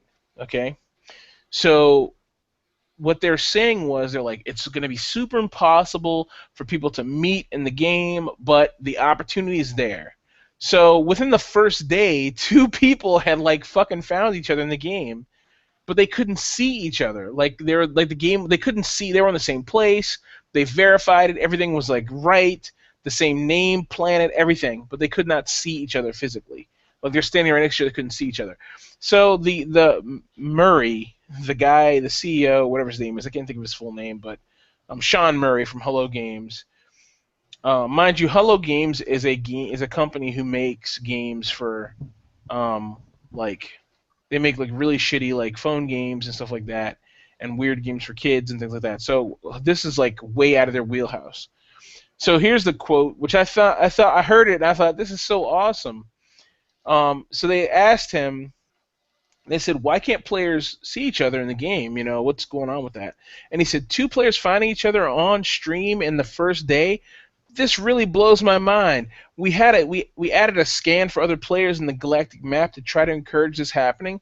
We wanted it to happen, but the first day, we wanted people to be aware they're in a shared universe. We added online features and some Easter eggs to create cool moments. We hope to see this happening, but too many of you are playing now, more than we would have predicted. Okay, so anyway, no one has reported right now that they've been able to see each other yet. So I don't know if other people have said that since I heard about this whole thing. And since I read about it the first time, which wasn't tonight. I heard about it like 2 or 3 days ago on ETC News, and I pulled this article for the show so you guys could read about it. But I don't know if anyone else has found each other yet, but that's probably one big thing in the game. Like I feel like it's 2016. You kind of have to have some multiplayer aspect. Like people have to be able to play together to some extent. and you should be prepared for that contingency. And I think they kind of have designed this game where people get together, say, "Oh, holy shit! Hey, what's up, bro? What's up, bro?" And then they just fucking, "All right, I'll see you later. Go your separate ways," and that's it. Like, there's no tools or utilities to be like, "Okay, let me find my friend in here." You know what I mean? Let's meet up at this planet. Like, there's nothing like that in this game. So that I think is a miss. You know. But the game is not wasn't designed. I think multiplayer is something they kind of shoehorned in at the end. It's not designed for that. The game was designed to have this fully like immersive AI-driven, procedurally planet-generated environment where you have these drones that attack you and these creatures that run around, and you can rename them and shit like that, and fucking have that shit be saved on your computer, and you fly around these ships, and they have a bunch of ships, and there's some space battles and shit like that. Like, that's what this game is about, you know? I think they've always said that it's, like, technically multiplayer. But from my understanding, it's always been, like, an exploration game for all intents and purposes, an infinite universe. The chances of you meeting someone, as he said, is very slim. So a lot of people were, for some reason, expecting something different than that. Yeah, and I think that's unfair. No, and I totally agree with you. Right? He never said this game was going to be something like that. Like, he always said this is all they showed us. They never showed us any like multiplayer fucking action or anything like that. They kind of said, now look, I was always turned off by this game. I was like, it's not something I'm really interested in, because it just seems like it's going to be repetitive and boring, you know? But that's because the guy was pretty clear on what the game was. And now people are like, oh, well, this is what it is? But that's people. People that are fucking stupid, right? They're like fucking dumb. So I knew what the game was. Now, I watched my favorite fucking YouTube streamer, Dan Gaisling. He's fucking amazing. He releases a video every day at 9 a.m. He's fucking amazing, like a 25-minute video. It's nuts. And he's mostly a Star Citizen streamer, but he plays lots of space games in general. So he started playing this, and he kind of played it from a I've never played this game before point of view, and he lets you walk through like the really like fucked up, like trying to figure out how to use it. And he's like, yeah, the game's not really, it's clunky, it's not really designed for PC, there's no PC optimization, and the game it's hard, there's absolutely no help, which honestly doesn't bother me that much. I don't mind a game that you have to figure out, but there's like 5 or 6 screens, and there's a lot happening, and the control menus and stuff like that, and you're just like, how do we make this work? Like, there's a lot to the game, so I don't know. He had a lot of trouble like getting the game going, and if there's anything I could say about anything computer-wise, if you design a product that people can't just look at it and use, then you design a bad product. You know, like, people need to be able to. If you're gonna spend $60, I don't want to spend like 2 hours trying to figure out how to get off this planet and stop being killed by the drones. You know. And just to realize later, oh, the drones, if I don't shoot at them, they won't shoot at me. Like, you know, and then there's this, like, naggy robot voice in the background you can't turn down. And it's like, temperature levels rising, temperature levels nominal, temperature levels rise, and it's just going, and it's just, it won't stop. You know? And so the whole time I'm listening to Dan Gisling's thing, it's like, he's like, fuck, shut up! You know? It's like, it's just yammering. But the game... that said, there's things about the game that I'm like, I wish I could play this, you know? But there's lots of games I wish I could play. Like, I'd love to play Grand Theft Auto 5. You can play it. No, but I mean, I don't want to spend $60 on a game like this and then not play it after like 6 months. Like, if I spend $60 on a game and it took you 5 or 6 years to make it, dude, I need to play it for longer than 6 months. Especially if it's an open world game with no ending. You know? I would probably pay $40 for it if it goes on sale. Yeah, $40, that's reasonable. $40 is not bad, but $60, AAA, like that's AAA game territory. That's a game with an ending, a beginning, an end, and lots of fucking stuff in between. Lots of cool things are happening. There's a good story. The story doesn't seem good. It seems like a lot of stuff was like an afterthought, like as part of that 1.03 patch. There's part where there's stuff where you're reading, and you're just reading, and you're like, oh, this is some afterthought shit. It's like, I'm standing there looking at the alien, and he seems like a warrior, but he's actually being very helpful. You're like, what? Like, what is this? You Yeah, why know? would that be in there? That doesn't make Yeah. sense. Well, yeah, it's like stuff. Yeah, you're like, okay, you're trying to do storytelling, but dude, you spent 5 years making this, and there's no fucking audio. Just dude, I don't want to read a fucking paragraph every time you're trying to tell me a bullshit thing with no facts. Anyway, Maybe they're saying that since in an infinite universe, no one's going to speak English, so we're not going to put the audio in. And Well, also, we don't expect anyone to ever find each other, so we're not going to ever make player models, by the way. yeah, that's what I think happened. That's exactly what I think happened. Probably. There's probably no player model. I hope they Or the can player. the performance issues in some patches, though, because it sucks to hear that it runs like crap on PC. Oh, they'll have to. They'll trust me. That's that. I guarantee they're working right now. Those guys haven't been home in days. They're working right now because every stream it looks like shit. It doesn't look like shit, but it like compared to like a game like Star Citizen or Dark Souls or any PC optimized game, this doesn't look good.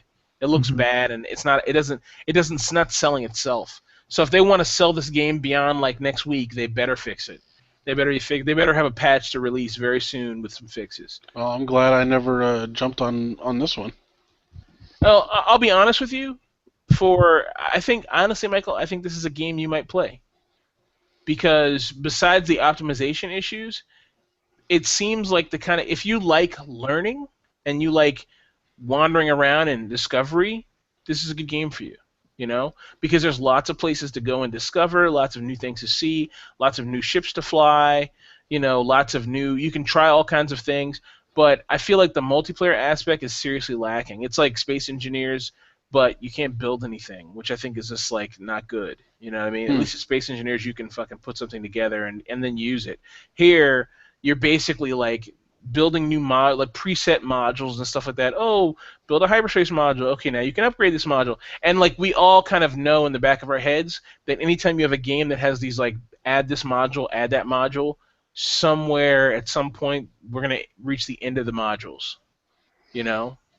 So there won't be any new experience after a while, unless the company keeps making new ones and putting them in, which maybe it's possible. I don't know. We haven't seen yet. You'd just be left with the exploring new planets and whatnot. Yeah, and exactly. I think, Mike, you probably would like it. You can go find a fine, purple-colored moss on a certain planet and examine it, name it, catalog, etc. But there's no one, you can't win. There's no one to fight, so it's not stressful or anything. You don't have to worry about being awesome. Sounds like Second Life. Yeah, exactly. That's why I think there's a lot of put it this way. This game is for some people. It's not for people who like the classic like, oh, I'm gonna be a fighter and da da da da. It's not for those people. It's not for like fucking people who are playing like Call of Duty or something. But it is there. This game is for some people. It looks nice and it's pretty and there's obviously good engineering behind all the stuff that happens in the game and stuff like that. So, what else did I have in here? Star Citizen 2.5. Yeah, so Star Citizen 2.5 was released in the PTU, the Persistent Test Universe, which only certain people have access to. I'm a subscriber to the game. I pay $10 a month, so I had second wave access. First wave is people who actually submit bug reports. Second wave is people who submit bug reports and subscribers. So I'm in the second wave, so I got in. Basically, what 2.5 has in it is it has the they add a place called Grimhex, Green Imperial Hex. It's a former mining colony with places to sleep for the miners. And it was taken over by pirates, and now it's a pirate colony out in the middle of a middle of a asteroid field, and it looks really cool. And they sell like pirate clothing in there and all this kind of stuff. They also did a new lighting pass on a bunch of things, and they've added 2 ships: the Argo, which is a shitty little fucking shit ship. It's cool, but it's a support ship for capital ships to move crew and transport things between capital ships. It doesn't have a engine or anything like a quantum drive or anything like that, so it can't go anywhere by itself. And right now there's no ship in the game big enough to carry it. So but it's been released and you can fly it around the station. The other ship that was released was the Reliant Core, which is the main Reliant ship. The Reliant is a flying wing that rotates in space from landing mode to from vertical to horizontal, or from horizontal to vertical. Pretty cool. It's cool. It's well designed. It's interesting. Fun ship to fly. I flew it around a couple times. Isn't Boba Fett's ship like that? Yeah, it's actually a lot like Boba Fett's shit, except it's more like a B-wing, but you're instead of being in the on the end, or a Y-wing, I guess. No, it's like a Y-wing. Instead of like being on the end, you're in the middle, and when the wing rotates, the inside pod where the pilot and co-pilot sit, that all rotates too. Hmm. And you can't, once a ship is in like flight mode, you can't get out of your chair because everything is sideways. But it's pretty cool. I mean, it's a cool ship and it's very interesting. So they added that. It's two people. It's a two-person ship, and I guess the next version, the version I bought was the Tana, which is the combat variant. That one has like, I don't know, seats in the back and a bunch of stuff for combat in it. And then there's a news van variant that has all kinds of weird shit in it. So yeah, it's strange. The stuff they make in for this game is just strange. Sometimes I'll just wonder, I'm like, why is there a news van variant of this? And people bought it. People bought it like crazy. I was like, why? I don't even understand. There's a news van variant of one of these ships? Yeah, so that you can use it. Basically, it's supposed to have built-in streaming in the ship built into the game. So basically, well, that's kind of cool.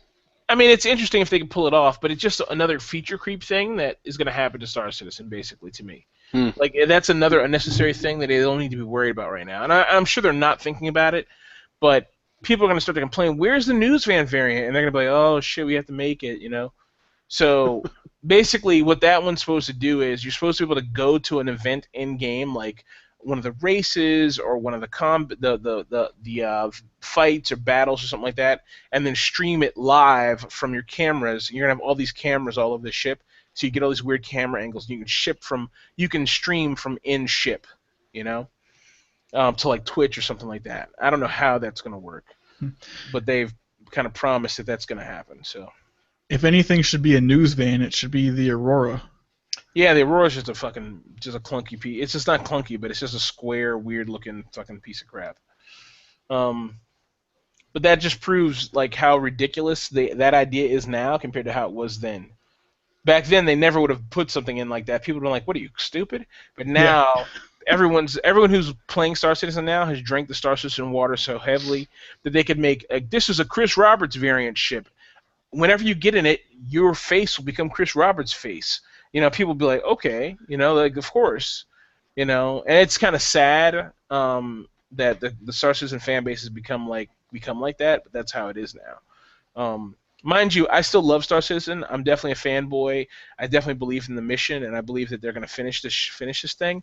But at the same time, like, enough is enough. Like, let's get you pushed the fucking deadline back a million years and stuff. Like, they need to get the game done. Like, every day people are like, dude, that game's not happening. You're a fucking idiot for putting money into it. So, Star Citizen? Yeah. It is happening. The game is happening. There's lots of news. The game is happening, no doubt. But the single player mission should be out sometime this year. And actually, they're going to Gamescom next week. Excuse me. They're going to Gamescom next week, and at Gamescom they're going to talk about all the new. They're going to show some video. They're going to show some gameplay of new stuff, and rumor has it that the first-person shooter will finally be out in version 2.6, which is supposed to be next month. They're supposed to go up a point whatever, 0.6, 0.7, 0.8 every month. So 0.6 should be out next month. 0.7 should see the beginning of AI subsumption, where NPC characters can actually do things on their own, whatever. So we're getting there. Is there any gauge on how many active players there are in the game? Right now? Yeah, I mean not right this second, but on a daily basis? Are there 500 people? Are there 6,000 people In one server or in general? in general? Oh, I have no idea. I Okay. mean, there's probably, I would say right now there's probably How many backers? less than 10,000. Okay. Now, that's How not many total backers? backers millions, 16 million. I mean 1.6 million, 1.7 million. Um, Hmm. but the thing is, a lot of backers, like you guys back the game. You guys are a great Right. example. You guys back the game you've never played, or Michael's played once. You know what I mean? But Mhm. otherwise you've never played the game. So that's not a good thing or a bad thing. But there's lots of people who back the game and who are like, I'm waiting for the game to come out. I'm not going to play a half-finished whatever. You know. Mhm. But then there's people like me who play the persistent universe and the persistent test universe. I feel like I need to do it to get my fighter game up because I'm a horrible fighter pilot. So that's why I do it. Excuse me. But in those things, let's say it's a 32-player server, 64-player server, something like that. I think right now it's a 64-player server. So you have 64 people in a server before a new one gets instanced or something like that. And of those 1.6 million who play the game actively, or who back the game, maybe only a couple, maybe 10,000 or something actually play the game. We'll see what And happens when the game comes out. the servers are linked, presumably?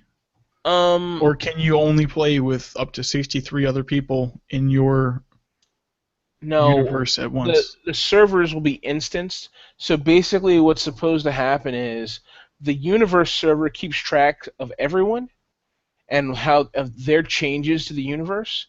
But let's say you, me, and Michael are all in the same organization. So what happens is when you come into a system and me and Michael are there chilling, it will do everything it can to put you in there with us. Because it will look at our relationships and will say, oh, these guys all know each other, they're all in the same org, whatever. Let's put them in the same group. Let's put them in the same thing together. But let's say you're being chased by bad guys and you come into the system where we are and the server is full where we are, then there's a good chance it will split. Like, let's say that system is full with all of our team waiting for you to lure these other two guys in.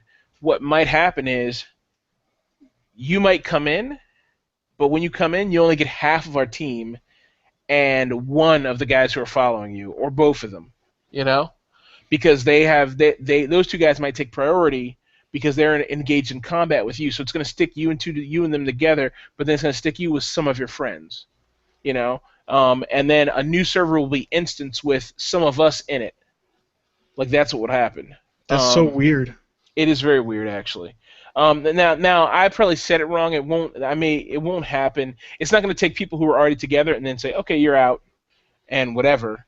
What's probably going to do is it's going to take people who were not together in the beginning, like, so you and these other two guys would come into the server and maybe be empty, maybe nobody be there, or maybe another group of people be in there. Maybe it'd dump you into another random server of that place.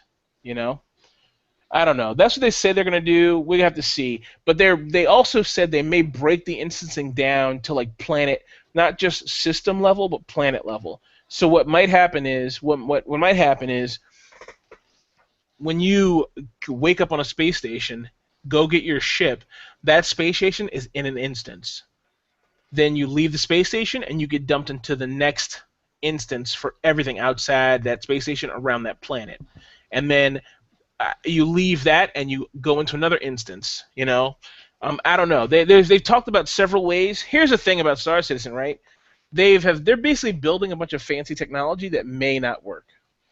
We don't know. We have no idea how any of this is going to work. It doesn't sound like a good idea to me.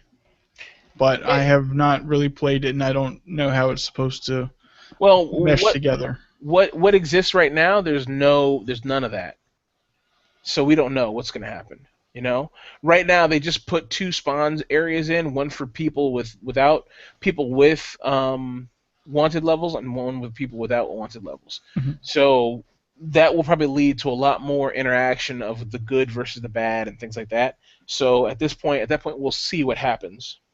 So right now, assuming you could get enough people together and not shoot each other, you could have like 600 ships orbiting one planet. Sure. But in the future, there would be like 64 ships orbiting a planet, and then on this instance, and then 64 ships Well, on. no. Right now, it's 64 ships orbiting, and Okay. then in the future, they're saying it may be limitless, but they don't know. The goal is to get it up to like 300 or 400 people per server. That's what they said the goal was. That seems more reasonable.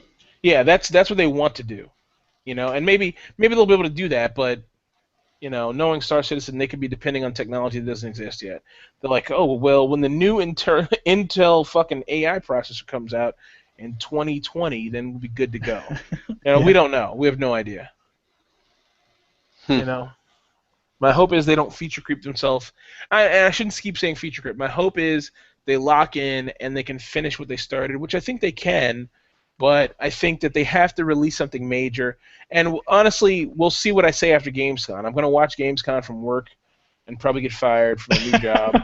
So while I'm watching Gamescom, I'll probably come back on that next Sunday and be like, oh my God, Star Citizen is the new place to be. I might be amazed. I may be blown away by all the stuff they've shown us. Because they have cracked a lot of stuff nobody else has done, like procedural, high-resolution procedural planets.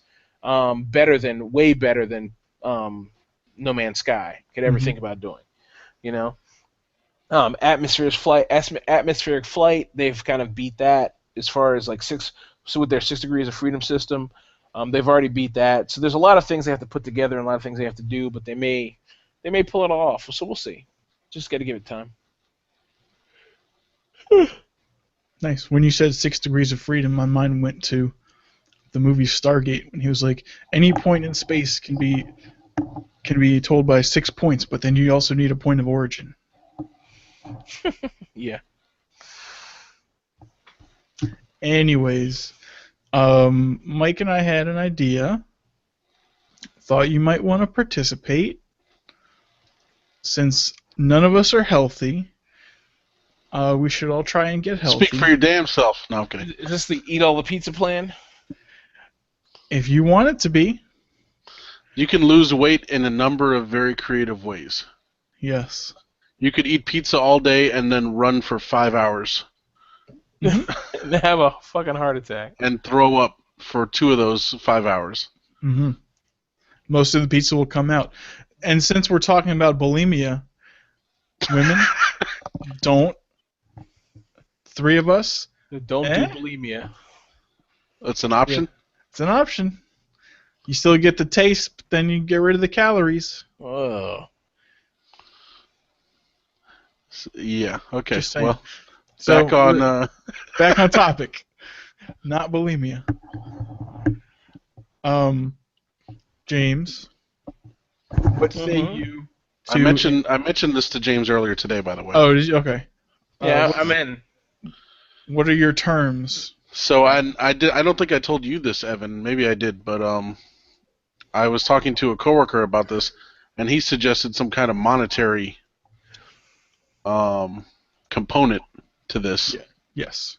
Well, I had suggested that basically like put your money on the table and give say like in 3 months or in 6 months or whatever, winner take all. And I guess since we are of varying sizes, it would be percentage lost, not necessarily pounds.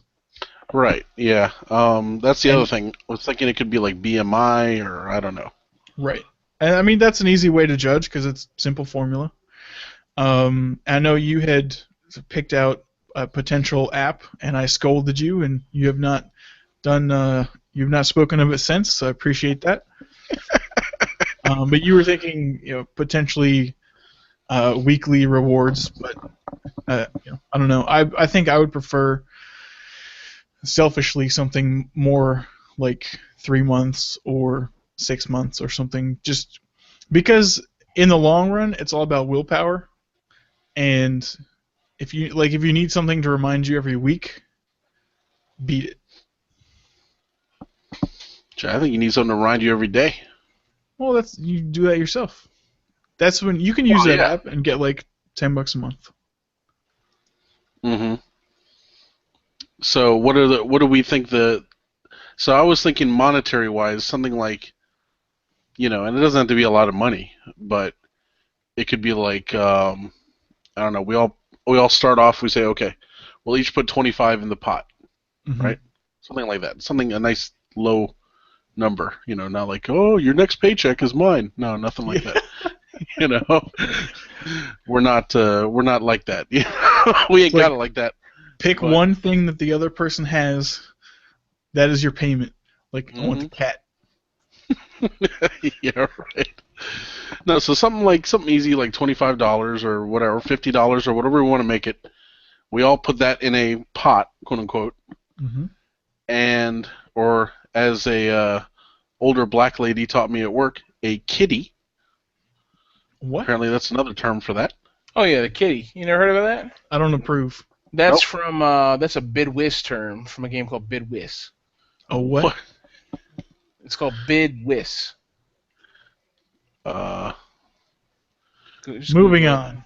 Are you like going to Bonix on us or? No, it's not in Bonix, dude. It's a fucking game. Just It's a fucking fucking with card you. game called Bid Whist, and in Oh, a Bid Whist card you game. put your money in the kitty. Ah, okay. A card game. I see. That's Yeah, so it's a card weird. game. The kitty is just a pot. There you go. So yeah, I didn't know that until this woman at work informed me. So anyway, so we could just all put 25 at one, to start off. Then maybe we want to increase it, just to keep it interesting. Maybe put in 25 every time we get paid, or once a month, or whatever. Mm-hmm. Whatever you guys think. I don't know. What do you guys think? I'm in. That'll work. So what, I didn't- once a month, once or twice a month? Well, to make it reasonable to work with everyone's budget, if we were to do, say, 25 a month from each Mhm. person, and then set it for, what would you have, like 4 months? Mm-hmm. Okay. I'm asking, like, what's a reasonable time What's the goal? for the end? Who loses the most weight? Yeah, or Percentage-wise, whatever. whatever. I guess You say who survives? no, it's percentage-wise. But yeah, whoever survives wins. I guess it could be done. Yes, I will travel to Tennessee and take out my opponent. Would it be percentage of body weight or percent? You could do the same with percentage of BMI. That's basically the same calculation. Mm-hmm. So I mean that seems fair. And then we're just doing weight, and BMI would, in this instance, would just be calculated by your weight, whatever the BMI is. We can all look up what the BMI thing is. Your height, your weight. Correct. Bam. There you go. Correct. Mm-hmm. Okay. So that seems very reasonable to me. Regular, smaller donations with a longer term ultimate payout. Mm-hmm. So, 25 a month Mm-hmm. for 4 months, Mm-hmm. and at the end of the 4th month, Yep. we say, Well, all right. Yep. Okay, and then we can reassess from there. Correct. Okay. Now, if you wanted to, I mean, is 4 months reasonable to both of you guys, or would you want to do it for like a month first, or Oh, do what it, are we or do doing, it I every guess, month? question. I mean, I we guess it could do doesn't matter, right? You can do whatever you want, James can do whatever he wants, and I can do whatever I want. Right. I'm, if it wasn't clear before, I'm pretty sold on the bulimia method. Yeah, okay. And I'm pretty sold on the running till you throw up method. Yeah. But, As I like to call it, Plan B. yeah, right. That's something different altogether, but Yeah. Yeah. See what happens if you implement that. So if you take 10 Plan B pills a day, you puke your fucking guts out because you're a dude and you'll lose a bunch of weight. Yeah. And you'll grow huge, ginormous breasts. Too late, my friend. Got him. Got him. Yeah. Oh man. I mean, we could do every 1 month, but if I guess things can fluctuate month to month. People go on vacation, so I guess a longer term would be better to compensate for everyone's schedules and perhaps the occasional mistake. Mm-hmm. Red pizza, entire pizza. Yep. I just said 4 months because if we each do 25, then it's an even $100 per person. But I guess any money counts. So Mike, as the natural decision maker that you are, pick 3 months, 4 months, 6 months, 2 months. I honestly think it should be at least 2, because 1, you might lose a bunch from fucking water weight. Like, it'll just drop off. You didn't really do anything. Mm-hmm. 2 months, you probably start to change. So it should be at least 2 months, but probably 3 or 4 to start. Okay. Well, let's see. So you can flip a coin if you wish, or elect to completely disregard, set the time frame to a year, and take a vacation with your winnings. Oh yeah, a whole year. That'd be pretty crazy. Well, I don't know, 3. What do you say? 3 months? 4 months? What do you guys think? I have bestowed the honor of choosing unto you. Under the bus you go. I look to my subjects for input. Your subjects. You got to get a knife in the back. Hostile takeover. My answer is yes. Oh my god. Okay. I guess we take a consensus. I vote 4. Yeah, I like 4. Yes. Okay, so 4 it is. When do we actually begin? 12:30 a.m. Pardon? 12:30 a.m. I don't know. Do you guys want a week to prepare yourselves, or should we say, now, or basically Monday? Well, everyone has to get their starting weight, so as soon as everyone can, we'll say next week. And James, I don't know what kind of access you have to a scale, but I think a week would be somewhat reasonable for each of us to get a starting position, and then go from there. I was recently weighed at the doctor. Mm-hmm. Does that count, or should I just weigh myself here? Or? If you can weigh yourself using the same scale regularly, yes. That makes sense, yeah. that would be ideal. Yep. So if you have a scale at your house, then I'd say you just use that one. Okay. Yeah, that'll work. James, do you have a scale? I can finagle one. You can finagle one. I shall weigh myself in the British way by stone. By being stoned. Mm-hmm. By being stoned. Quick trivia bonus question: how much is 1 stone? No, 25 pounds. 14 pounds. Yep, I just made that number up, but it sounded good. And why are stone used in Great Britain? Bro, who the fuck knows? They use the metric system. Nobody knows. No, they don't. You sure? They sell gas by the liter. Do they? Yes. Well, okay. Maybe they use it now. I don't know. All right. So But yeah, that's fine. in 1 week, we shall start. In Yes. 1 week. If any of you need a scale that can report up to, no, I'm not judging, but the scale will report up to 550 pounds. I can He's like, send you you a got to link. take yourself to the zoo. You have to go get weighed at the zoo. Go out to the loading dock. Get on the freight. No, there's one on Amazon. I think it's like $40.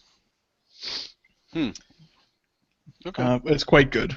I actually have one that does not work because I left batteries in it and they corroded the contacts and made it all gross and messy. Shit. But my dad has the same one. So if you guys want to go to my dad's house once a week, or once next week and then again in 4 months. Hello, Mr. Neal. Yes. We are here for our weekly weighing. Yeah. So come on in. Yep. What's the name of the scale? You're gonna test me, huh? I think I have it in my cart. Son of a bitch. Okay, so, pardon me while I scroll. Keep scrolling. Past the mattresses, past the motherboards, past the... Okay, it's called My Way, WEIGH, XL550. You can probably just search XL550 scale. It is currently $42. Talking bathroom scale. Yep. Does it shame you? It should. You're a piece of shit. Yeah. But that's a good one. It has a 30-year warranty. Really? Wow. I wonder if I should contact them. I still have mine. I saw it was broken, and instead of throwing it away, I just put it under the sink. Well, I don't know if they would cover, negligence. Gross negligence. It's Yeah. worth a call, I guess. Yeah. Why not? Okay. All right. All right. So yes, we'll start in 1 week. I'm down. Okay. Everyone, enjoy your last meals before executing the plan. I'm going on an all-liquid diet. Just beer. Straight diarrhea. In and out. Yep. Exactly. All You right. could probably, you'd be right on your maintenance calories drinking about a case a day. That's about 2,800 calories. So, do what you will. Mm-hmm. What's your plan, Evan? That's a trade secret. Much like Cerulean Pharmaceuticals. Mm-hmm. So not a secret at all? Yeah. You could take an educated guess. It's going to be one of 3 things. What? Eating low carb? Yes, that is one of the options. The other is similar, but has it's relatively low carb, but also adding some in for what is known as carb cycling. Mm-hmm. The other is the complete opposite, a high carb, extremely low fat diet from Mr. Chris Jones of Physiques of Greatness and Pump Chasers on YouTube. Pump chasers. Yep. They chase women who wear pumps. Something like that. They're chasing that pump, man. They're trying to get that pump. Yeah. Get that gnarl pump to get your pump on. Dom Mazzetti. Dom Mazzetti's gnarl pump. Dude, his videos are great. It is great. Anyways, I think we're just kind of droning on here. Yeah, So next week we'll start, and then we'll report back in 4 months, officially. Yeah. Yeah. Okay. We'll see what 4 months sounds Well, like. how about we do some? I mean, we we can don't have to do whatever, but we can do weekly updates, see how everything went, blah blah blah. You know. Yeah, that's fine. But the official final weigh-in date will be 4 months and 1 week from today. Yes. When the hell is that? Christmas? Yeah. Just about. Perfect. Great. Mm-hmm. Perfect. I time to will be load up. I will be in town to collect my winnings. Mm-hmm.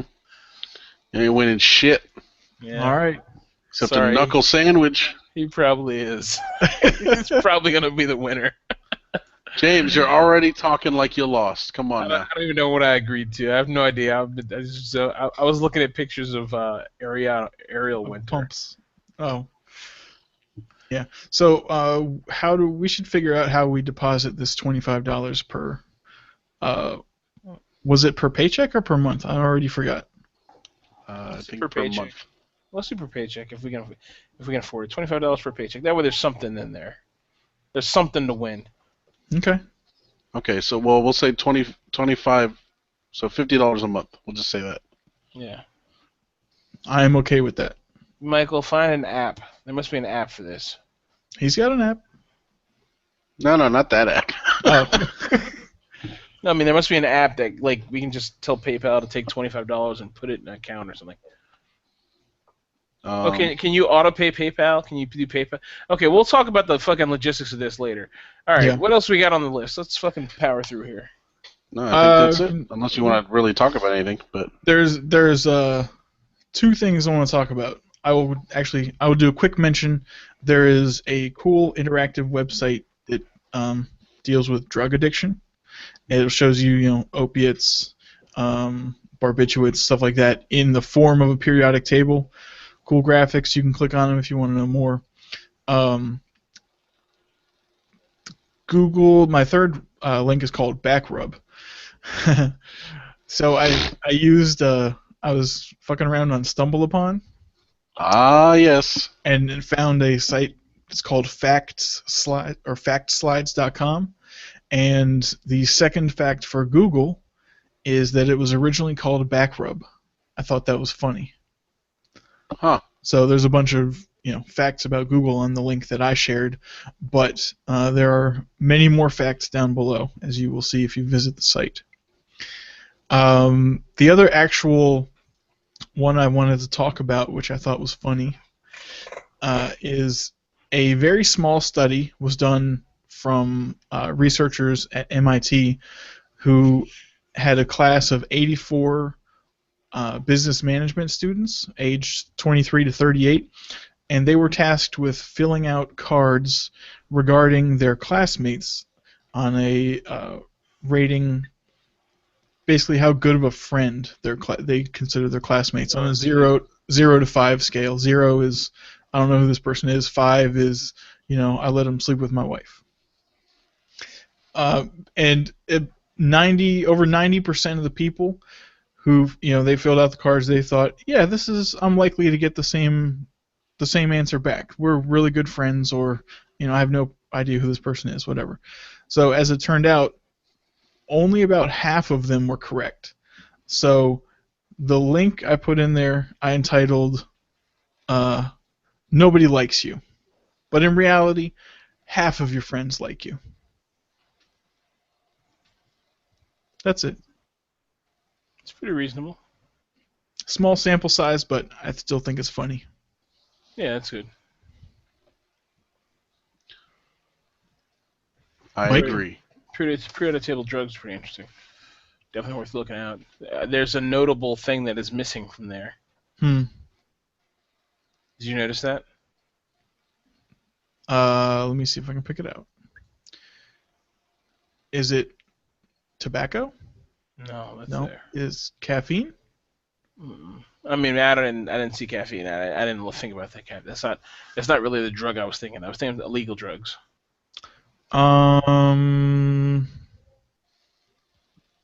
Illegal drugs.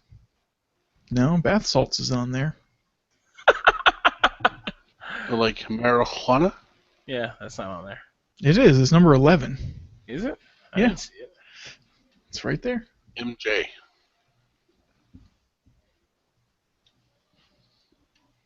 Now I know there's far more actual drugs in these, obviously, but it's interesting to look at. They even have kratom on there. Kratom. They have salvia. Ooh, I remember that. You said kratom? Yeah. The hell's that? Uh, All right. Google it on your own time. Yeah. Don't worry. About it. Mike, what do you got? You've been fucking with my server again. It's hot in there. Mm-hmm. No, we can just skip that. Nothing really You to talk wanted. about. That's why it's hard. That's why I turned it on. You wanted to talk about it. You want to talk about it next week? I wanted to try something out, which is unrelated to VMware itself. Oh. But Am I part of a botnet now, officially? What's that? Am I officially part of a botnet now? No, but I did stand up a new VM. Is it a Tor exit node, you dick? I wish. No. It's just I was going to say an Oracle Linux 7 VM, but that's a lie. Okay. It's a CentOS 7 VM. Okay. And I took down 2 VMs, destroyed them. Okay. But no, they're both James's. yeah, exactly.